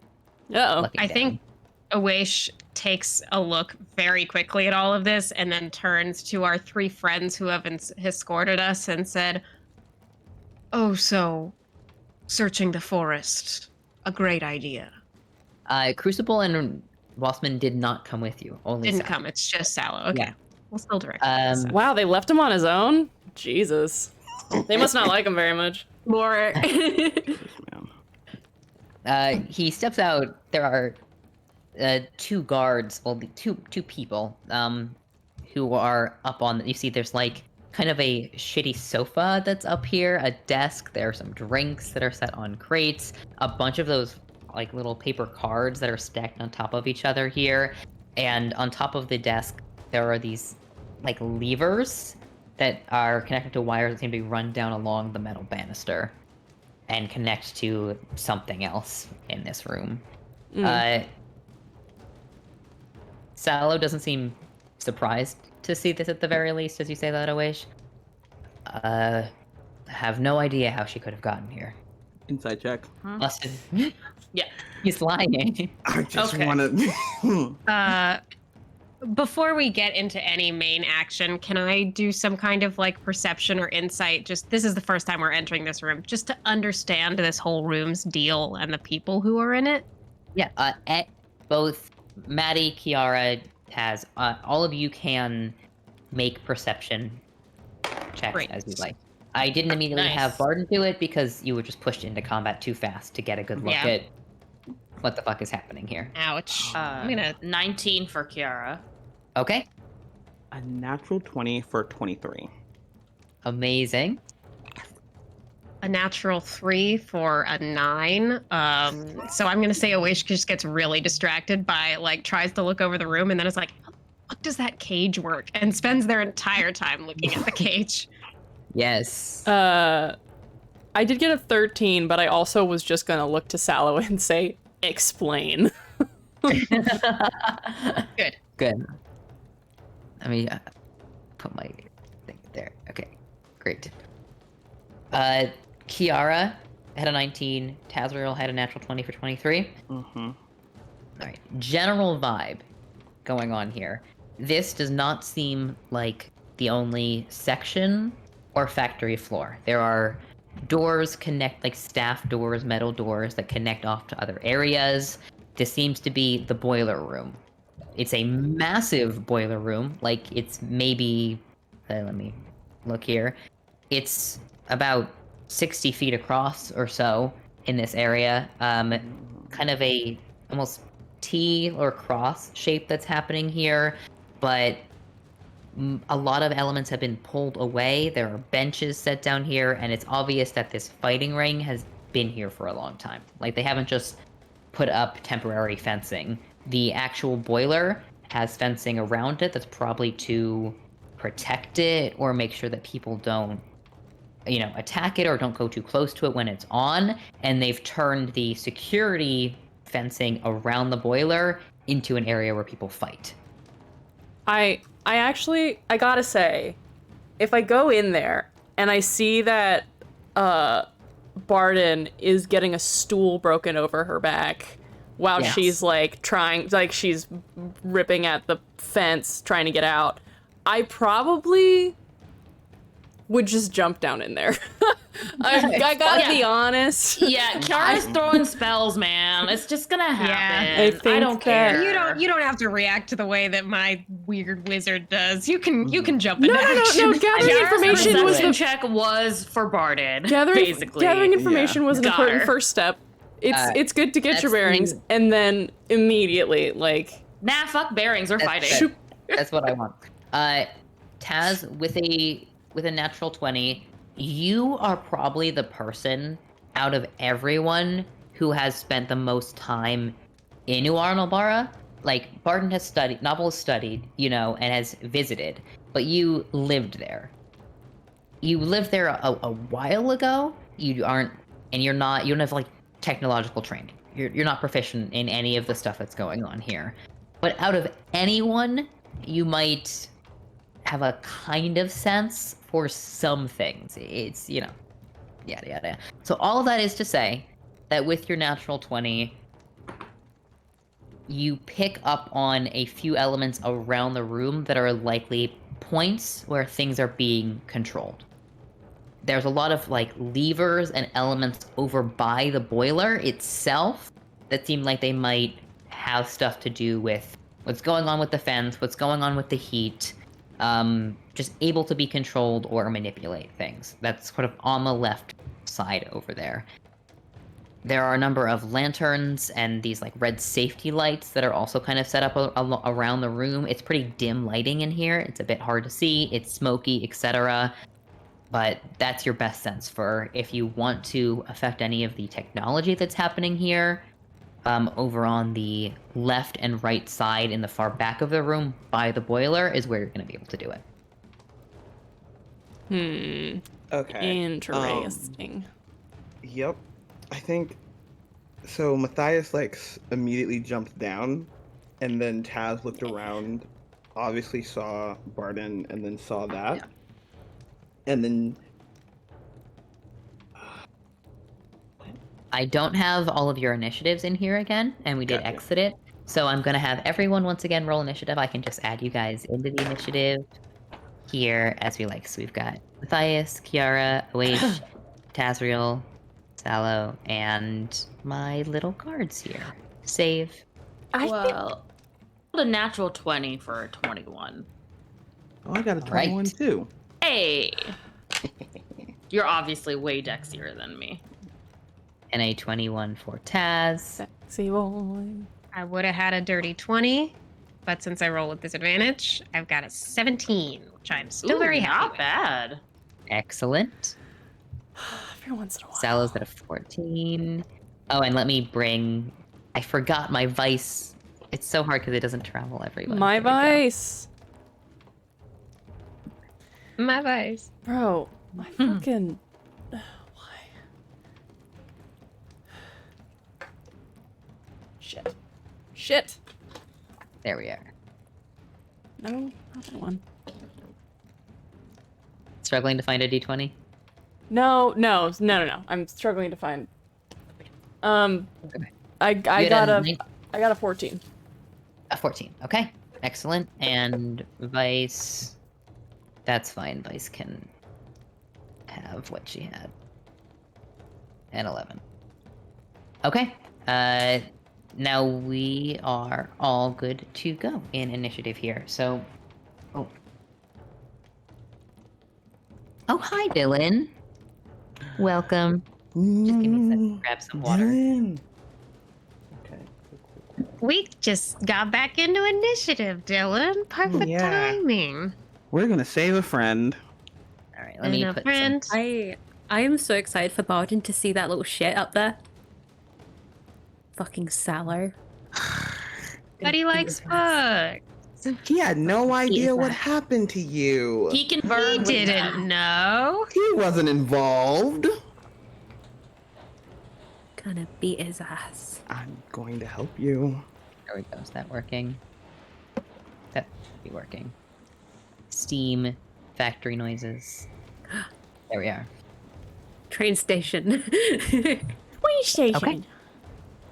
Now, here initiative order. Matthias, before we entered initiative, you said you were jumping off. Are you just jumping off the catwalk, or are you going and walking down the stairs? Oh, I'm jumping off the catwalk. Fuck walking. Actually, Okay. I tell you what, if I have the distance, I can try and jump off the catwalk and onto one of these guys. How far away from me are they? There? How's Onto my one of the health? people Who gives a on the- fuck? Onto one of the people on the floor below?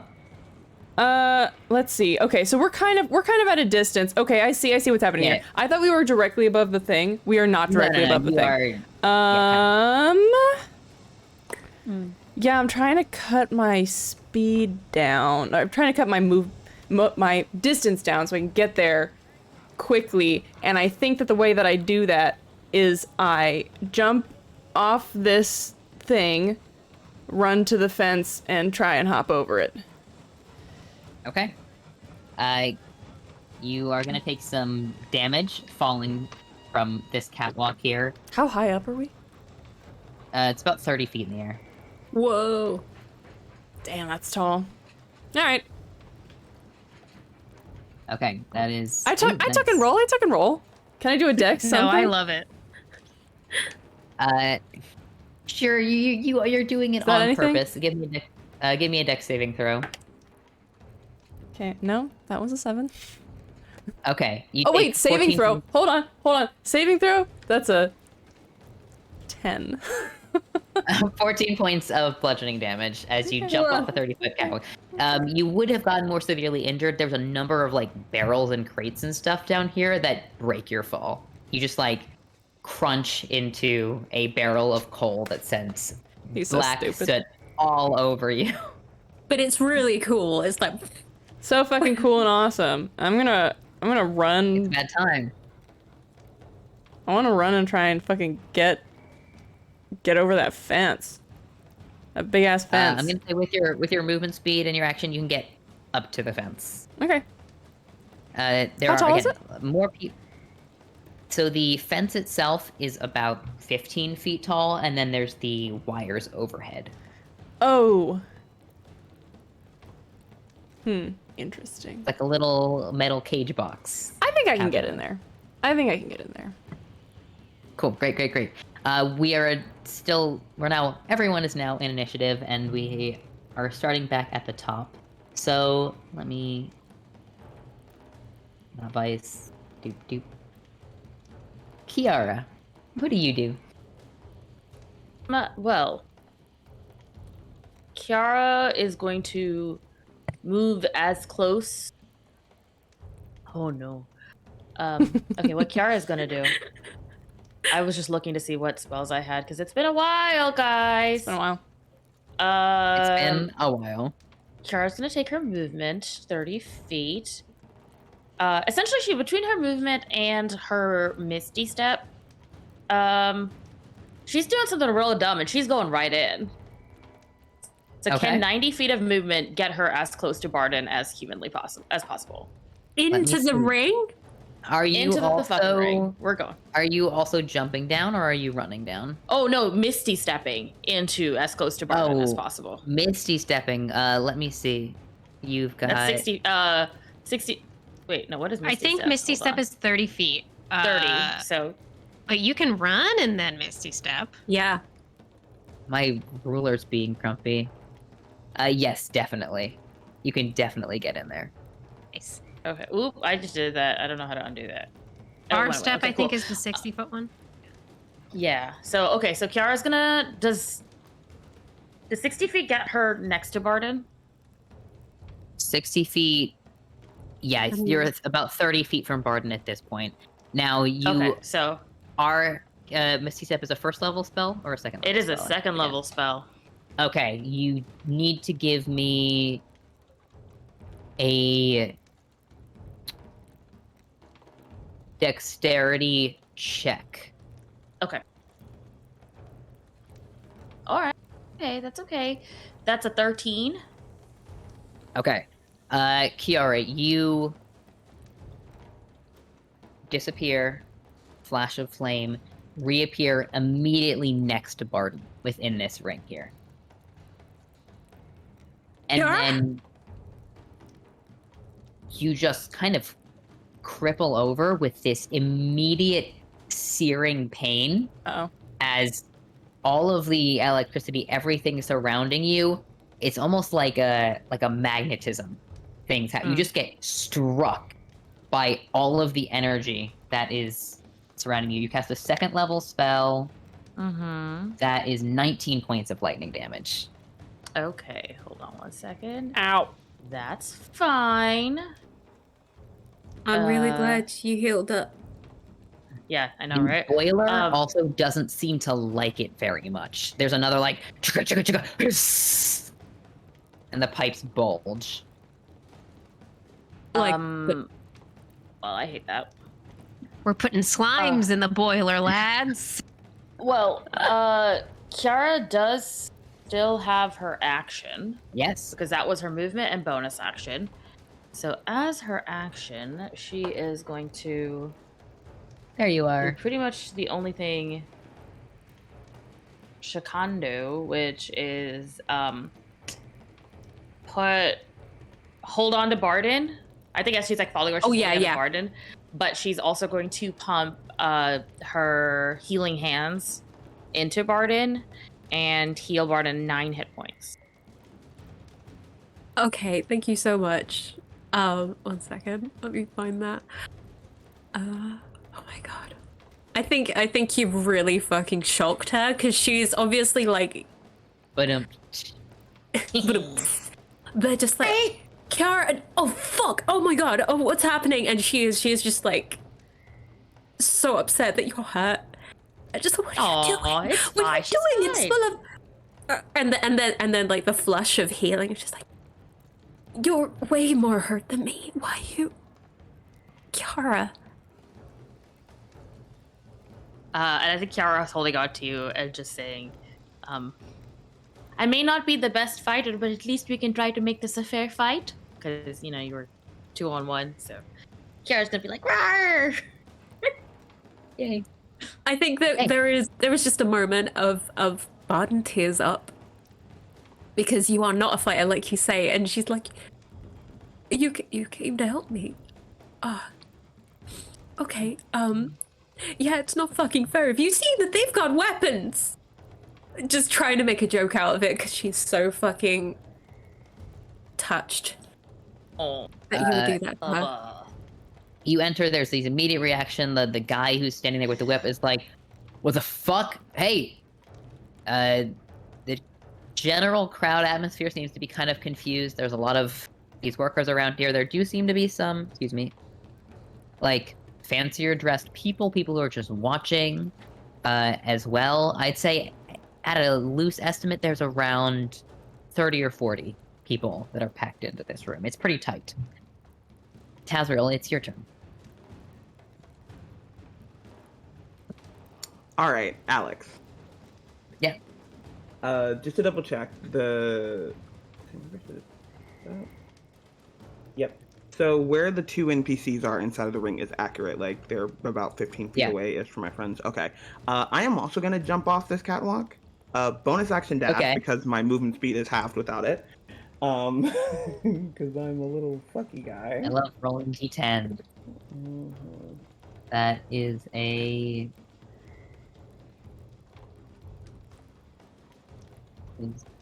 you take 19 points of bludgeoning damage. Ooh, okay, 19 points of... What am I doing? 19 points of bludgeoning damage. Okay, not a problem. And then with my, like, running in full... and having jumped off of here, I think I have more than enough movement, or at least... You can also get up to the fence. Not the fence. I want to get over here. By the... Where you said I saw some buttons and levers and stuff? Yeah, on the left side or on the right side? The left side, so the closest to me. Yes, there's a fuse box that marks where levers and buttons and beeps and stuff are on the wall. Oh, Jesus fucking Christ. Yep, right there. Right there. And as I'm running by, I want to look at that fucker with the whip as my action and cast Dissonant Whispers. And to be clear here, I think Taz recognizes what's happening in this moment. Is trying to, like, knock these guys unconscious, is not trying to use his psionic abilities to kill anybody in this moment unless they give him a reason to. And so that's going to be a DC 16 that's going to be a DC 16 wisdom saving throw. It's supposed to be intelligence. That is a 12. 12, sweet. So it's a 13 if it's intelligence, but yeah, failed either way. And is going to take... Okay, here's the thing. If this person has reaction, as I'm running by and I cast this, has to use his reaction immediately to get as far away from me as possible. Okay. And it's gonna he does have a reaction, and he will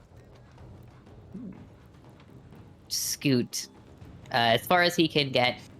He's not going to throw himself onto the fence to get away from you, but he does move between the other man and Barden. Yeah. Is going to take 16 points of psychic damage, and everybody within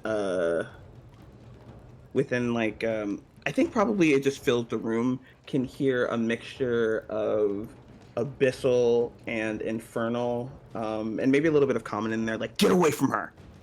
And is now up by the thing, and that's his turn. He sags to the ground, just kind of clutching his head.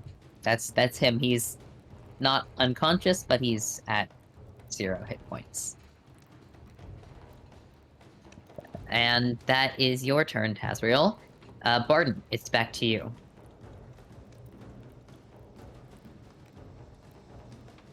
Sorry, I'm muted on my mic. She's severely confused. To Kiara, is everyone else here? Are you alone? Although, if I All had of dissonant us. whispers, I could probably Yeah. tell Taz was here. Yeah. You found me. How long has it been? I actually don't know. And then in between that, looking at the meat cleaver guy, also the sword dude, and just be like, if you touch her, I will murder you. Just like with Kiara in her arms, like, and then back to Kiara, just like, how long has it been?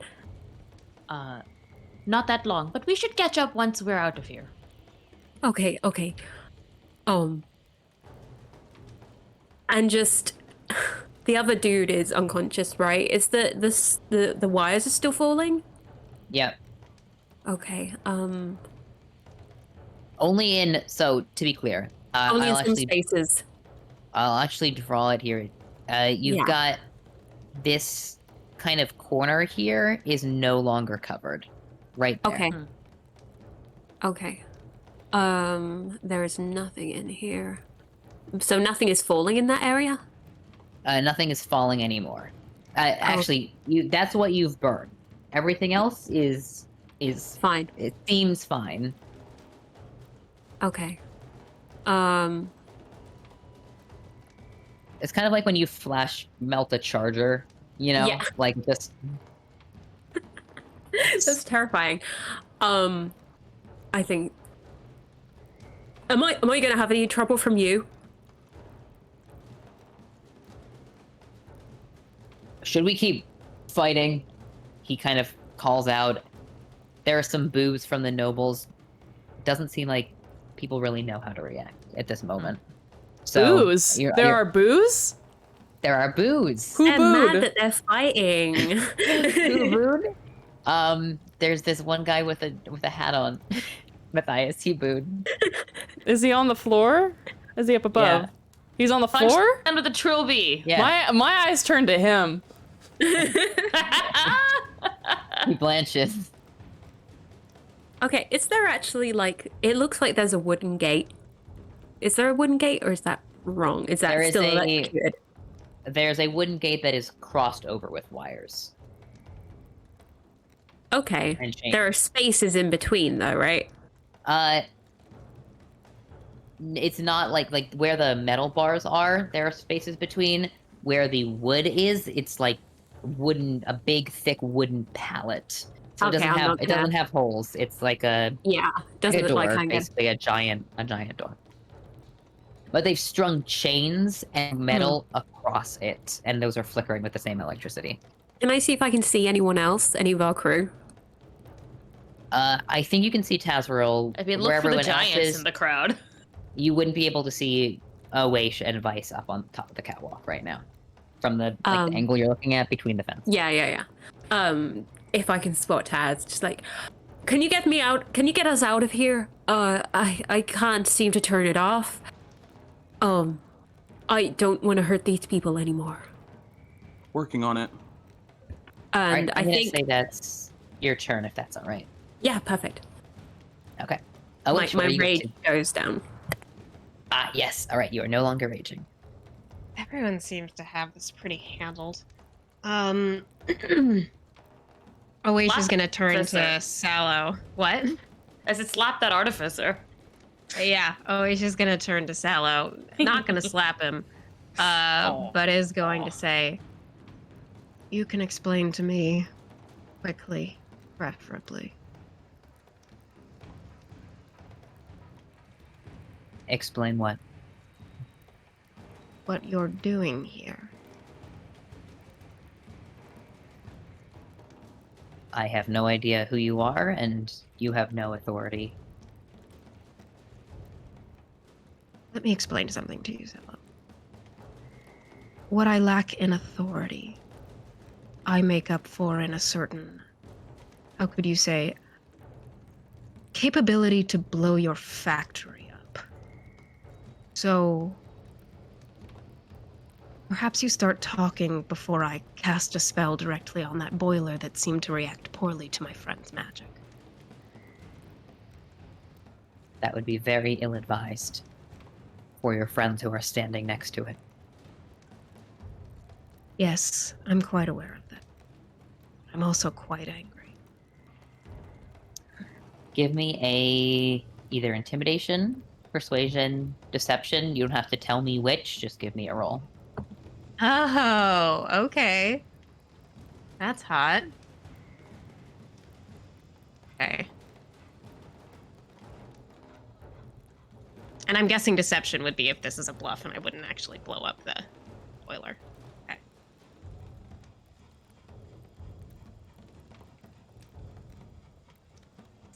Oh, that's hard.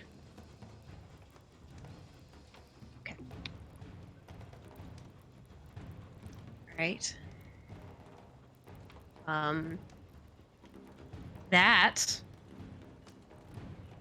is going to be me using my inspiration. Okay.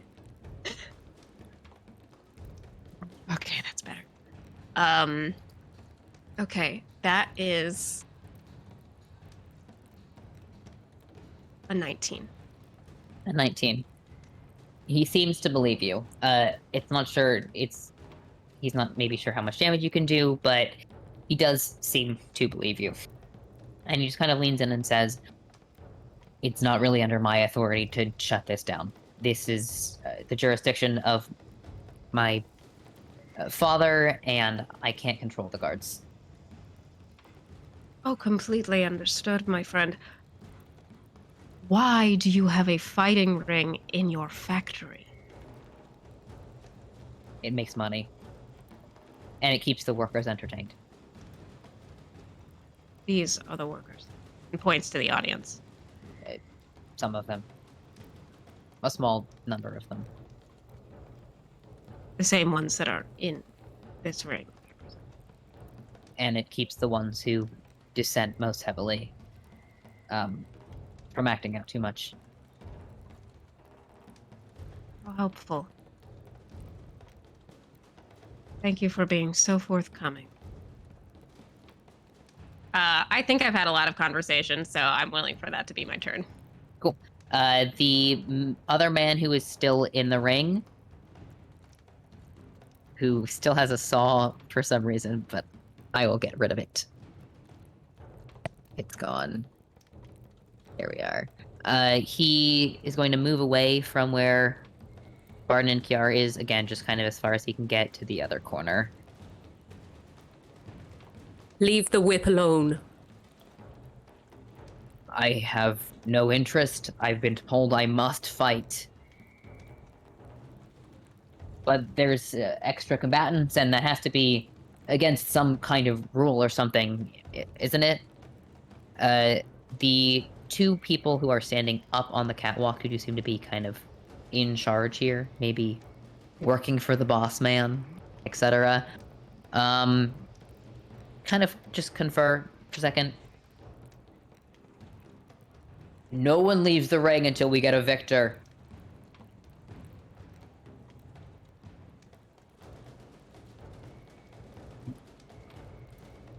And that is his go.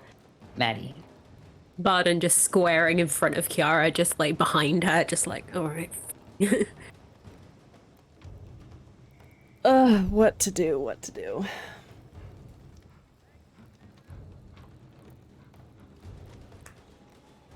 Okay. So it seems like if they, like, put their weapons down, there would probably be bad repercussions on their part. Somebody is unconscious already. There's one guy who's down, right? Yeah. Or who's at 0, at least. Maybe not unconscious. But the other guy is still whipping. Hard to say what to do. Is there a portion of this fence that isn't electrified? Is there a spot where I can get in anywhere at all? The most likely spot for you to try and get in would be the wood here. You're a stronger than average person, and you think you could probably break elements of it, and then try and get through the chains. The way it's set up, it is very difficult to affect the fence without taking damage. I think he would know that. Cool.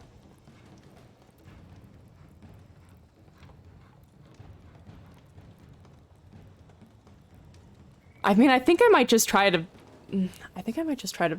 make them stop. Does it seem like it's possible to do that? You've been telling us, like, that they're saying, we can't stop without a victor, but if I'm scaly enough, maybe? General vibe.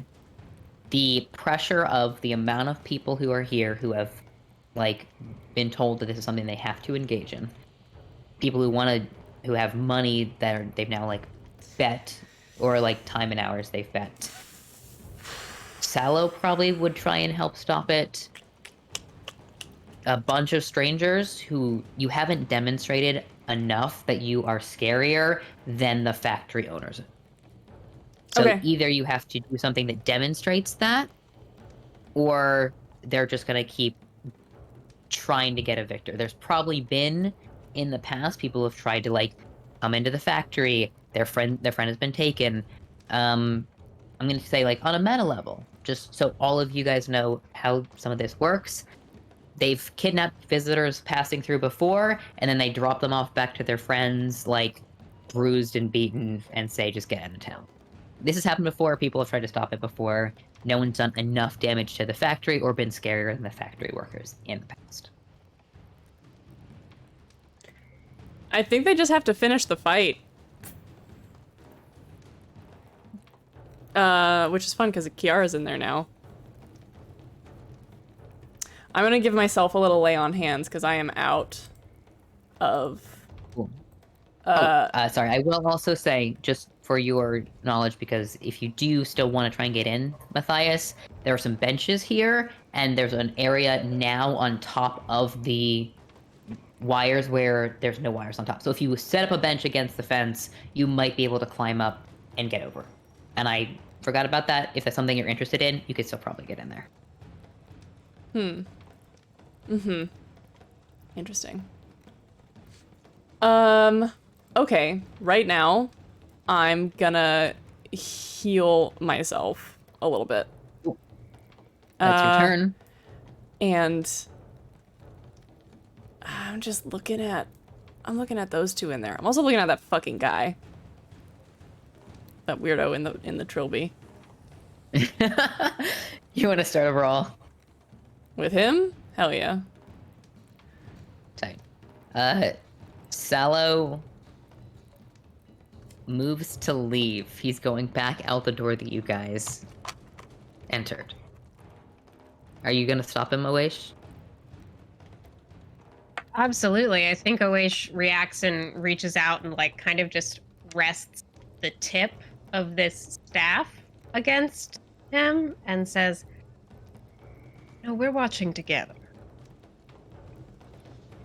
I'm shielded against things like that. It's not going to hurt me. Thank you for the information. I don't want to be here. I don't like to watch. As in you disagree with it, or as in you just can't watch the consequences of your actions without your stomach turning? Blood makes me feel nauseous.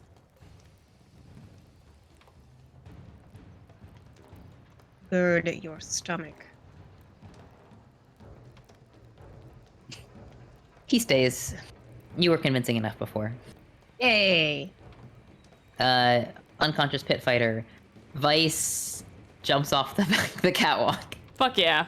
No walking, She's not- only jumping.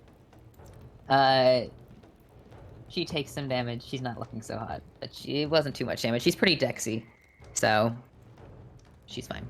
She jumps off the catwalk and pushes her way into the crowd, kind of over to this side, between where Taz and Matthias are, kind of by the guy with the trilby. Fucker. And Trilby. now Oh yes, we manifested a trilby from the booer. Finally, here at the end of initiative is when all my guards and my crowd and everything else act. The two people up on the catwalk step over to this desk. Or they're sitting next to the desk. They've been conferring. They had said, there has to be a victor, and then pull one of the switches on the desk.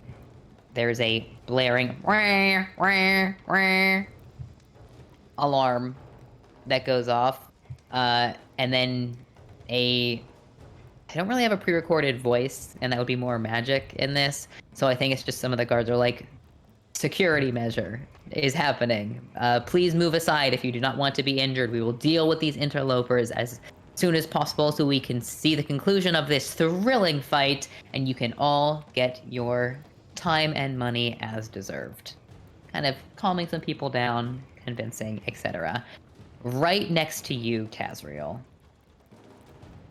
this metal thing in the wall pulls itself forward with a burst of steam, seems to disconnect from some of these pipes and wires, and a light goes on in its face, like one of these electric lights, almost like a lighthouse just kind of sweeping over behind the eyes, and it begins to move.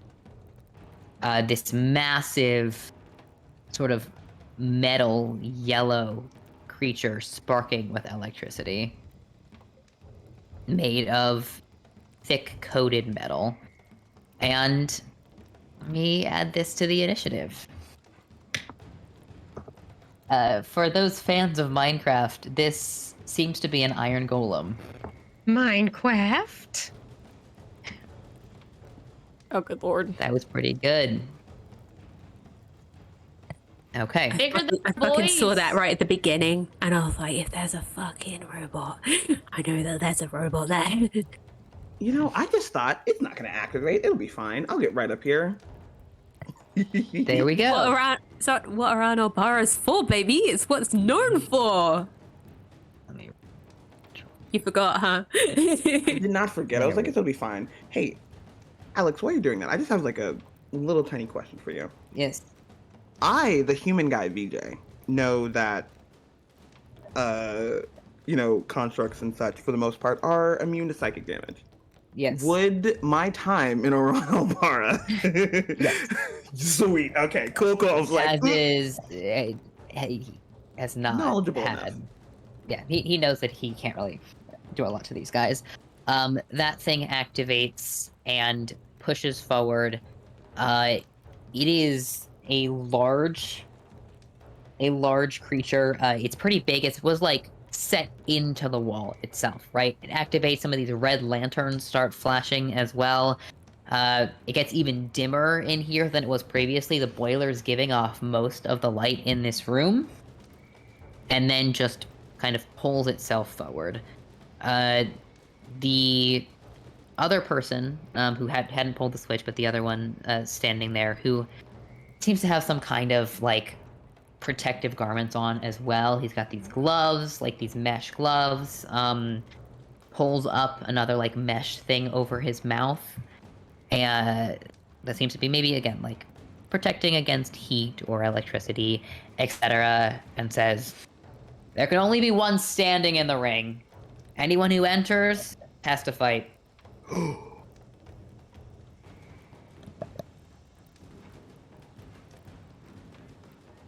So as many of you interlopers want to get in there, that's fine. Knock yourselves out.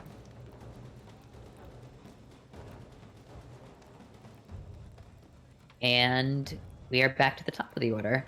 Now I also want to say we have a hard out in about like 30 minutes or so, and I want to know, ask each of you over the course of this next round, because we have kind of a longer round of combat, what your goal is. Do you want to actually like keep fighting in the ring and assume that like when there is one person left standing, that they will let you guys go? It does seem like that is a respected practice. Like, that is what they're aiming for.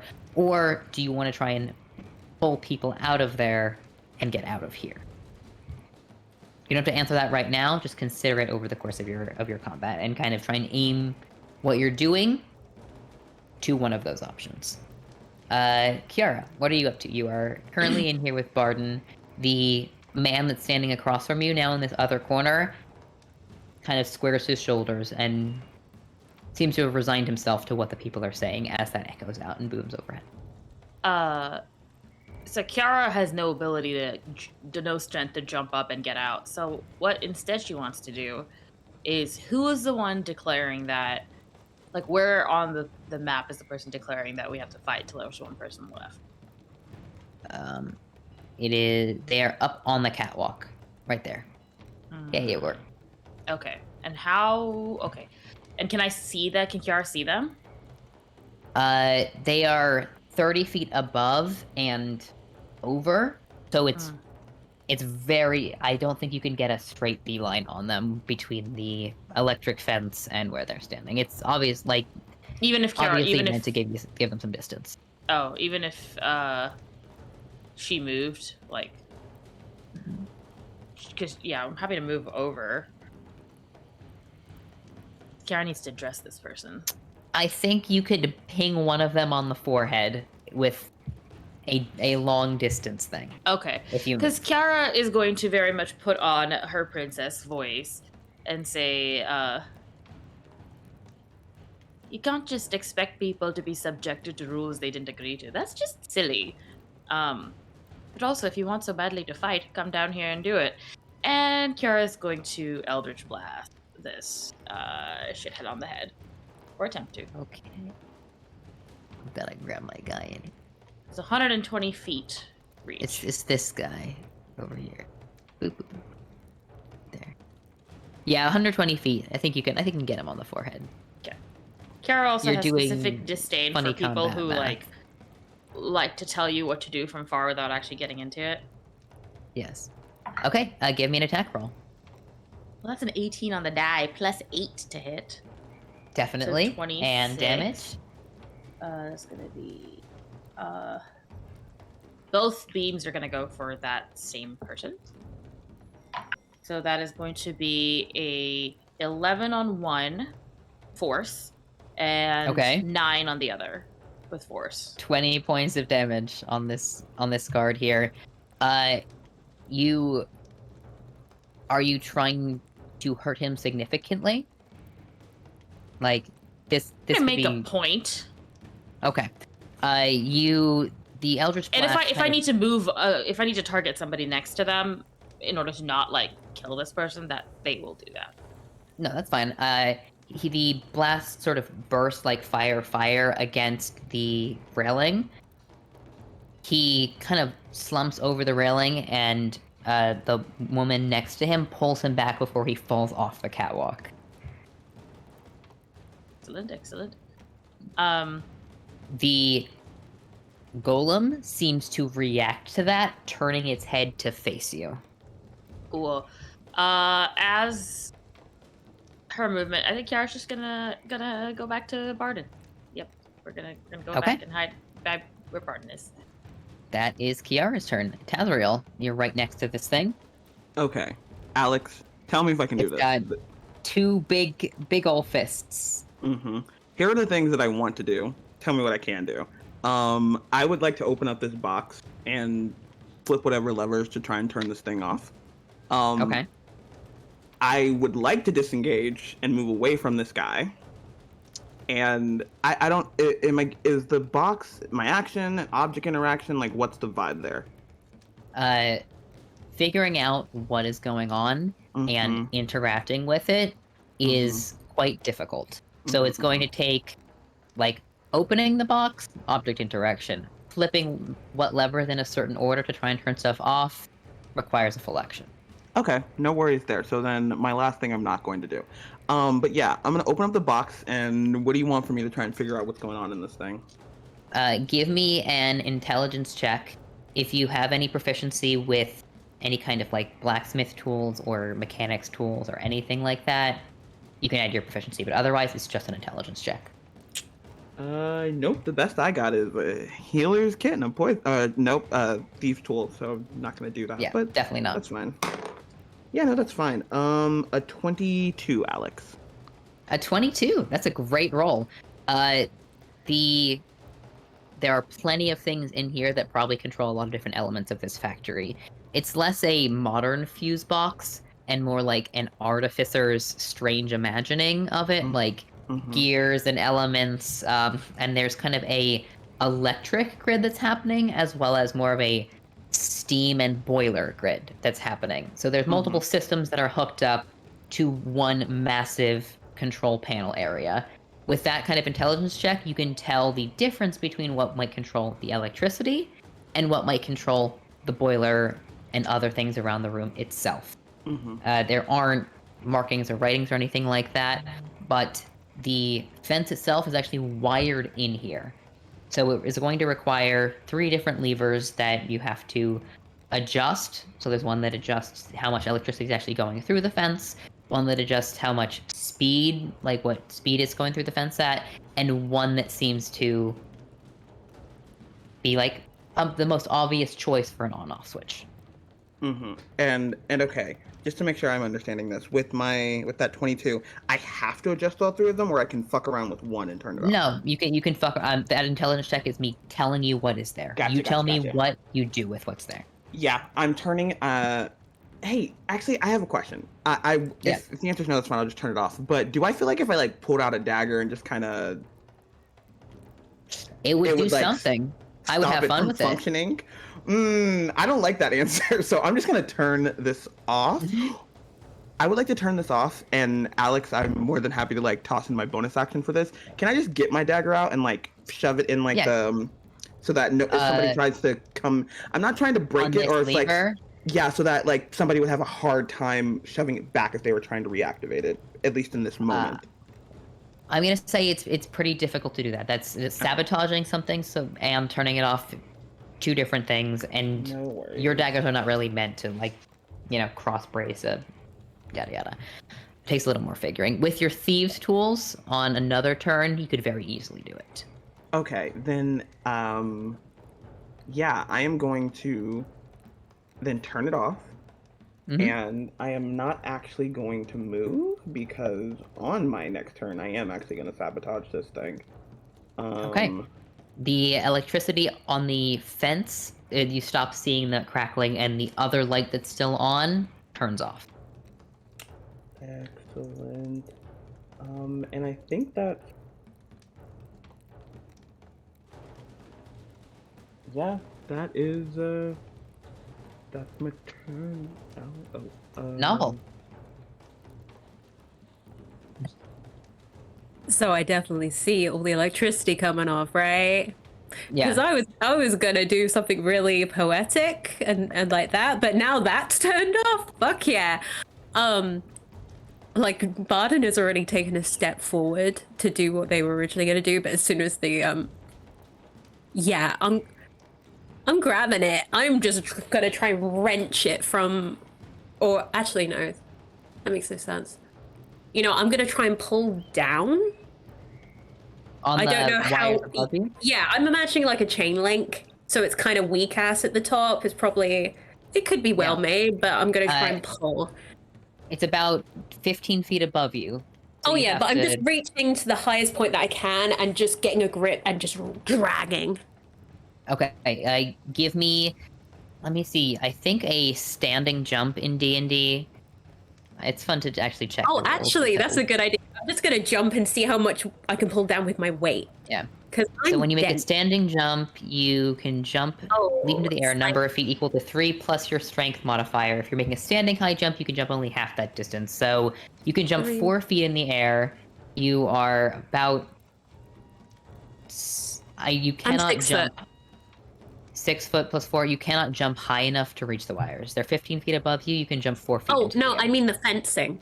However, the fencing is attached. Ah, the metal. So I'm imagining it's a chain link fence, and there's going to be a point where it's welded on. This is thick metal bars. Like Oh, it's bars. Okay, that makes more bars. sense. Yeah. Okay, so I'm not going to be able to rip that up. You could same all the stuff that you've been saying. you could rip stuff off of the wooden door. If you want to rip Yeah. down stuff on that, definitely. Yeah, fuck it, why not? Yeah. I'm still gonna like gesture to Kiara to keep behind me, just in case. But I am gonna, sorry, one second, let me move my little guy. I'm gonna move me over to the door because all the electricity's off. And Yep. I'm also gonna look at the other dude and just be like, what's your name?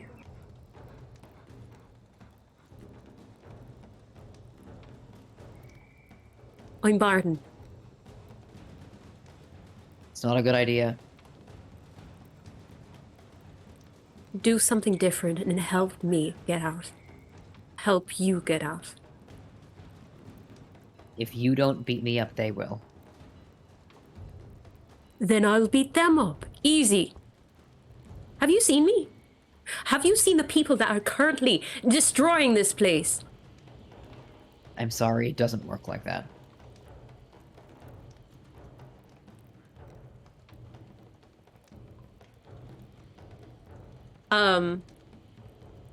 So he's gonna come for me, right? I've still got my hands on the chains, and I'm just gonna be like, I yield. How about that? Very noble. And Give me a athletics check if you want to pull those down. yeah, if I'm not getting a response from that, yeah, I'm gonna try and Yeah. get Kiara out as quick as I can, and then I can deal with whatever is happening. Athletics check. Where am I? Everybody Seagulls. losing every single time the seagulls start acting up on Shan's real funny. part of the world. It's like a what the can you fuck guys is hear that? happening? Oh, Oh yeah. yeah. It's All like right. not When all it the comes time, to but you, every it's once in a perfect. while. And I, as a person who's played with you in games for several years, I'm like, Shan's at it again with the seagulls. They Hey. live across the way on the roof. I can't stop them. Although it's very cute when there's babies, because we get babies across the way. That's a 21. Okay. You pull off the thickest of the chains off of this wooden pallet, and it is like Hey. bolted shut. It seems like it probably swings out for people to come out. You Can now I like hold on to the chains and then back? pulling the I like chains how off I is managed to different get my than leg up. breaking That them. was real hard for me. That was I very don't know why I good. did that. Pulling the chains off Yeah, is I'll different just than pull them up. breaking it. Okay. I'll pull them But up. it does mean that anyone on the other side, same thing, could break down the fencing pretty easily. Yeah. Like, especially Maddie, break it down pretty easily. Okay, that's your turn. Aim for the door! Back to Letting Awaish. people know. Oh, it's me. It's What's this? you. What's this lever looking thing that's on this table? That's what the guy pulled to activate the golem. How Oh, well- hard did it look like he pulled? Pretty hard. I'm not good at pulling things. It pulled, the golem seemed to disconnect from the wall. He is no Right. longer connected still. So you're not sure if it would so just I won't do turn him off. anything. Yeah. Okay. I've had a lovely little conversation here with Sallow, but I don't think that that's going to be useful anymore. Actually, my turn. Oh God, y'all, I'm so sorry. Now I have to be the asshole wizard and think about what I'm going to do on my turn.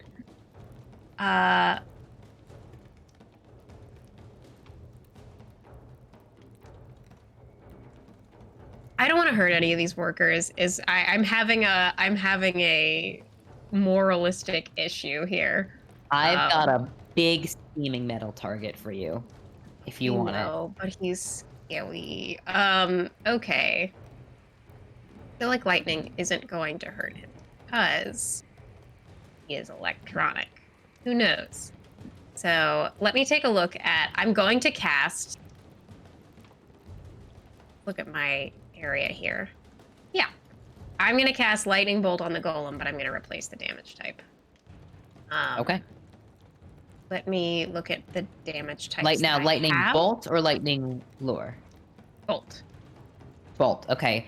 You've got to get to where you can make a line, and there's people between you and the golem. So if you want to do a straight line, like you have to angle it down, it's going to take some finagling.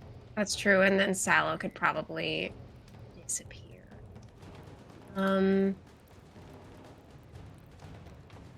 Yeah, I don't think I can actually do that right now. So we're gonna do magic missile and replace the damage, even though I'd love to lightning bolt this little bitch. Yeah, let's go ahead and acid, cold, fire, lightning, or poison. I don't know, man. Let's try cold damage. Okay. And we're gonna cast it at 4th level. And that is going to be 3, 4, 5, 6. 6 darts. Oh god, okay. Give me the damage. I don't have a lot of d4s. This is always my issue. 2. 6. 9. 11. 15. 17 plus 6 is 23 points of cold damage to Mr. Golem. This, they kind of veer off towards the arm socket and burst into it. You see these shards of ice sticking out from where one of these thick, again, this is like 5 feet of just solid metal hanging from this contraption, burst into the shoulder and kind of like send it out of joint a little bit. The head swings from Kiara up to where you are. Awaish. Cold damage seems to definitely affect it. All right, cold and lightning are my 2 signatures, so that's great. Waste just kind of took the glance back to do it and then looked back over at Sallow and says, is there a way to turn it off before cause a bit more property damage? On the back. Requires a key. One you have? No. Unfortunate. Okay, that is your turn, Awaish, and it's my golem's turn. Last question. Do we have our psychic bond still up? Yes? I believe so. I'm Yeah. like 99%, so yes. I'd like to be feeding that information, but like it's a key that we don't have. So at least you know it, but it's not really. Okay. Excellent. You are the one messing with the contraption, Tazriel, so even though it seems like it cares about Awaish, this golem is going to go after you. I just want to change its max health. It cares about. Yeah. So Just kind of steps over. This thing can't communicate. It just punches you into the brick wall. That is a 15 to hit. Oh, fuck. That is unfortunately gonna hit me. Okay, and another 15 to hit. Yeah, I am gonna uncanny dodge the first Okay. attack. Uncanny dodge. This is the first one. To have that damage.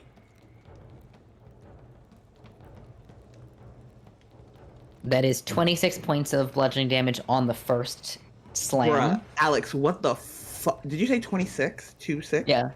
2-6, so 13. 2-6. Seems like a lot. Oh, you've got to be kidding me. This thing slams you into the brick wall, Tazriel. Something breaks. And then it pulls you back, kind of like looks at you, emotionless, expressionless, this red light, and then into the ground. And let me roll it again. A powerful artificer deterrent. Roll. And 25 points of bludgeoning damage into the ground. I unconscious and then pop back up to 1. Yeah. Oh, We love that. We And love you- it. You uncanny dodged the first one, right? So you only took 13 on the first? Yes, correct. Okay, great. Taz, this thing hits harder than anything you've ever felt. Like you've dueled Matthias. Like this thing is strong. Okay, all right. That Okay. is its turn. It seems to, it kind of thinks that it drops you, right? It's knocked you out, so it slams you into the wall, into the ground, and then it's going to use its movement to move away from you. Let me see. It's got 30 feet of movement. It just pushing through the crowd, like every step shakes. It crunches through one of these crates and just moves kind of up to the staircase. Oh, come on, baby. I want you to hit me. All right.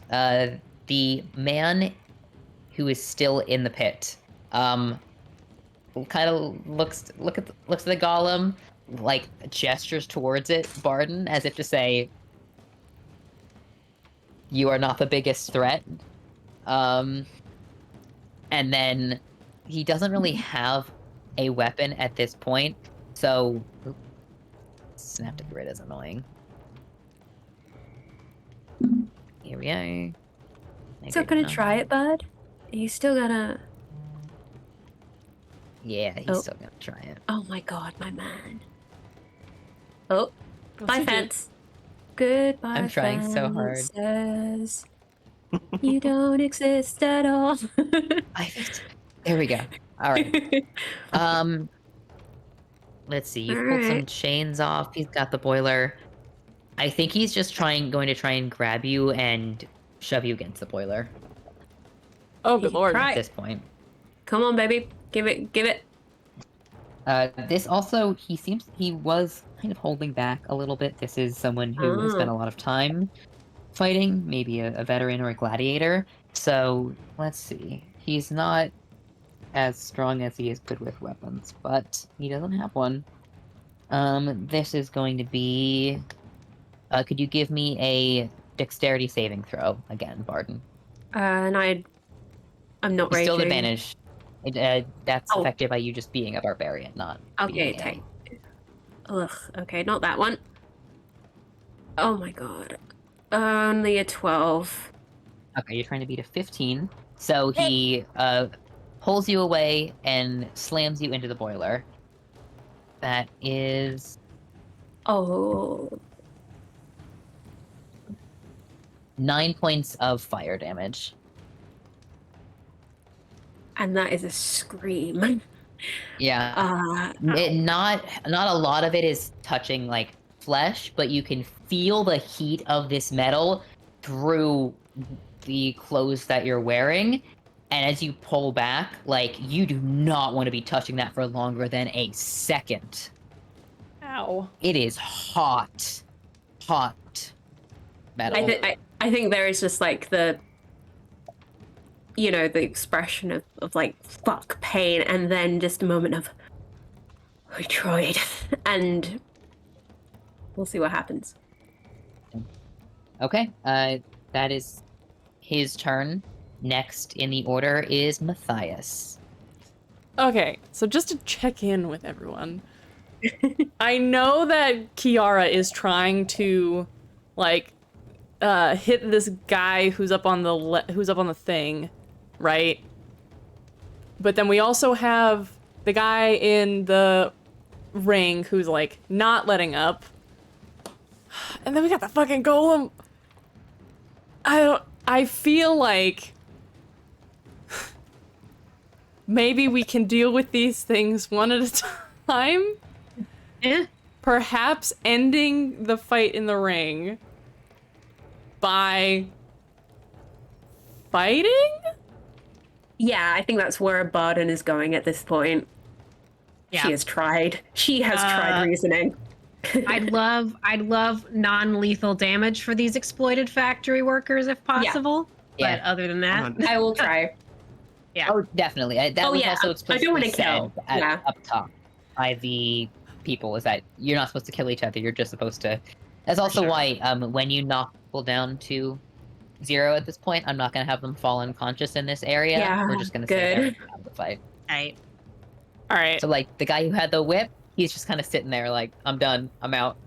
One thing Time out with apple snacks. at a time. That fucking golem. I'm so nervous about it. But I'm sure I've we got can. line of sight on him, and I'm not extremely worried, honestly.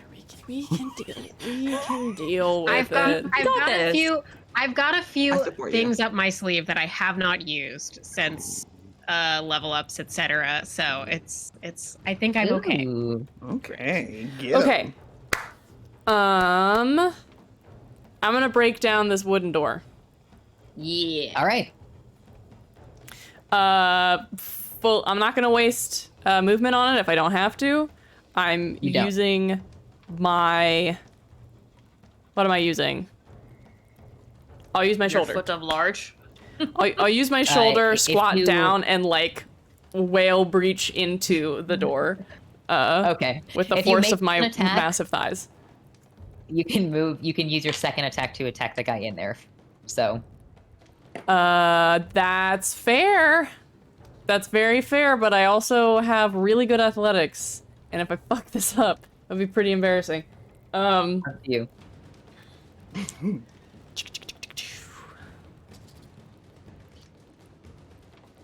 Your attack modifier should be exactly the same as your athletics modifier. So you are, I think, making the same d20 roll no matter what.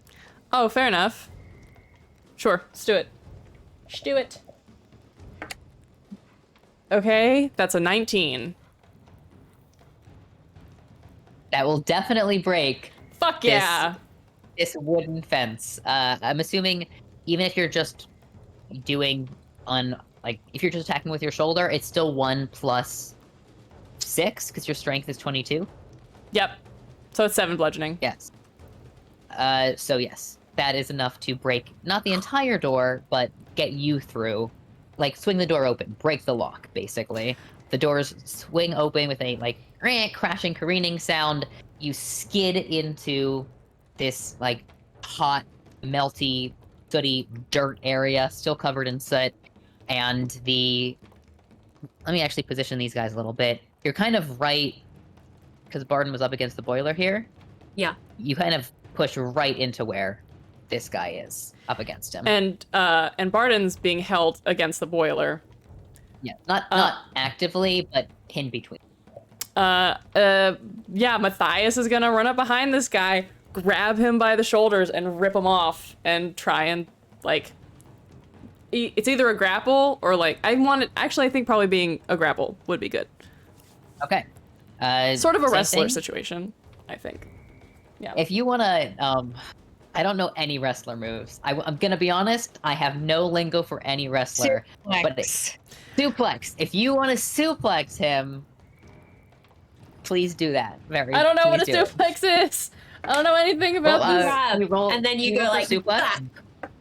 I think he can grab this guy and just try and land him on the ground and Okay, Let's that see will what on be his he head gets. preferably. a strength-based melee check or an athletics check, depending on if you want to do damage or not. Athletics. Okay, That's a 23. that will definitely. Let me see. He is pretty strong. Nope. You grab this, you bear hug him, and then you into the dirt. It seems to knock the breath out of him, and you've knocked him prone. You kind of got him grappled, holding him down in the dirt. Yep. Cool. Great. This guy is shorter than you, but about as broad as you. You can tell he's pretty muscular. He's been working his whole life. A strong fella. Respect. Sallow is still kind of locked in with Awaish. Seems to be muttering something about architecture. I'm not locked in here with you. You're locked in here with me. I wish. So I'm not gonna say he's doing anything. He dodges. He's ready to get out of the way if you try and actually hit him with anything. So you have disadvantage on attacking him. Sure, that makes sense. Yep. Guy in there. I think he's gonna crawl his way out in the hole that. Yeah, that's really fair. That's really Excuse fair. me. Into the feet of the crowd under a bench over here. Yeah, it's getting a one little of crowded in the. here. It seems like the bartenders over here making bank with ale. It is a good show. Definitely my God, different. Vice is on next to the golem. She's gonna hit it. Yeah, Vice. She seemed really excited about that prospect, to be honest. Go, Vice. I've taken down creatures 5 times bigger than me. What do you think you have? This guy's pretty big. He's pretty strong. Vice. He is. Golems But- are such bastards, man. Oh, fucking Yeah. hard to My beat. God. This poor woman has already messed up her rapier. She just bought one. She still has that She has fossil the sword. unbreakable sword. Thank you. Yay! Good. You are Good. welcome. She's got it. Fuck it up. Unbreakable. First attack misses. Oh no. Second attack misses with a 19. Whoa. He's so big Nice. though. It's so big. And then her unbreakable sword meets nearly unbreakable object. Between a rock and a hard I place, can't huh? find any damn chinks in this thing. What is it made of? Yeah. I think it is one of those, it's not that you can't hit it, it's just that you can't hit it anywhere that matters. Yeah. Can I ask if she manages to, hit it, does it do the dong?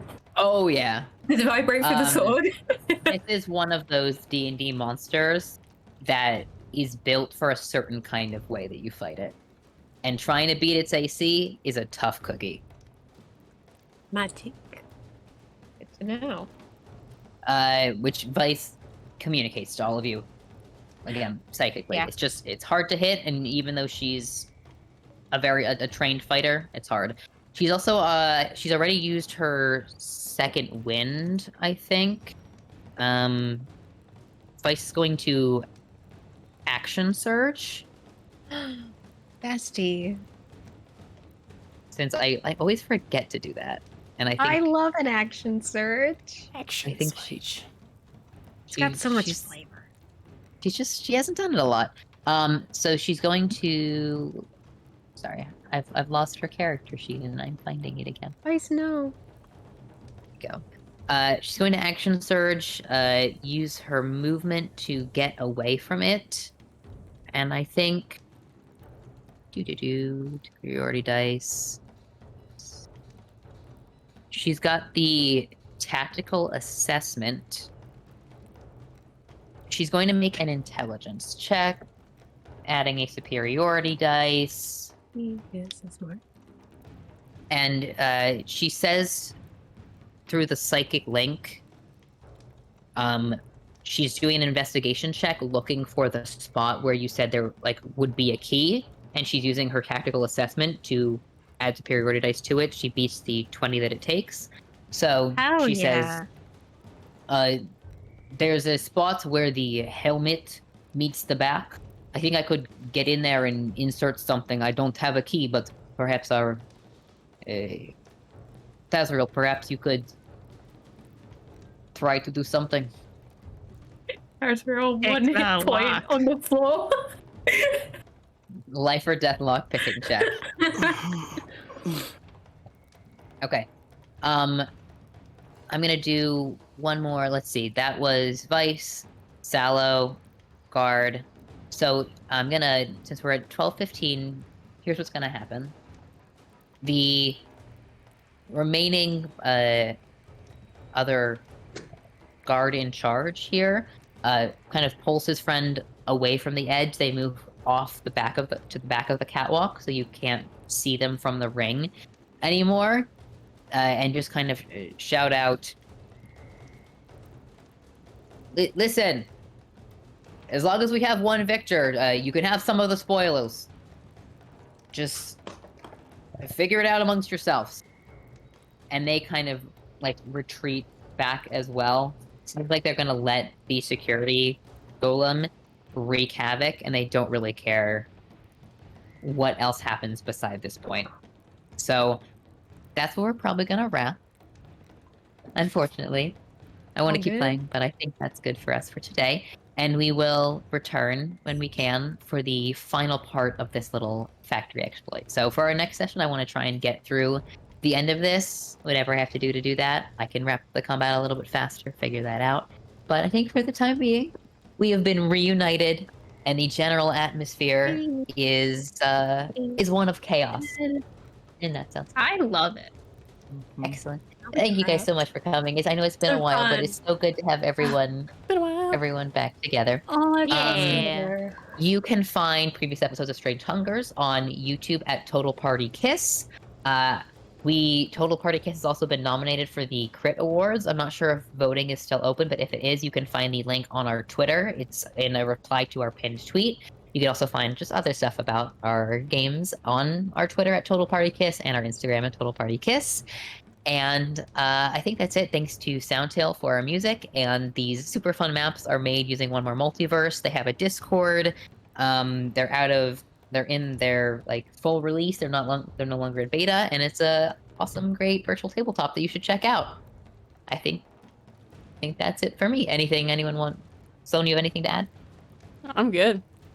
Okay, then we'll see you again soon. Bye, Bye, guys. everybody. Everybody. Bye. Bye.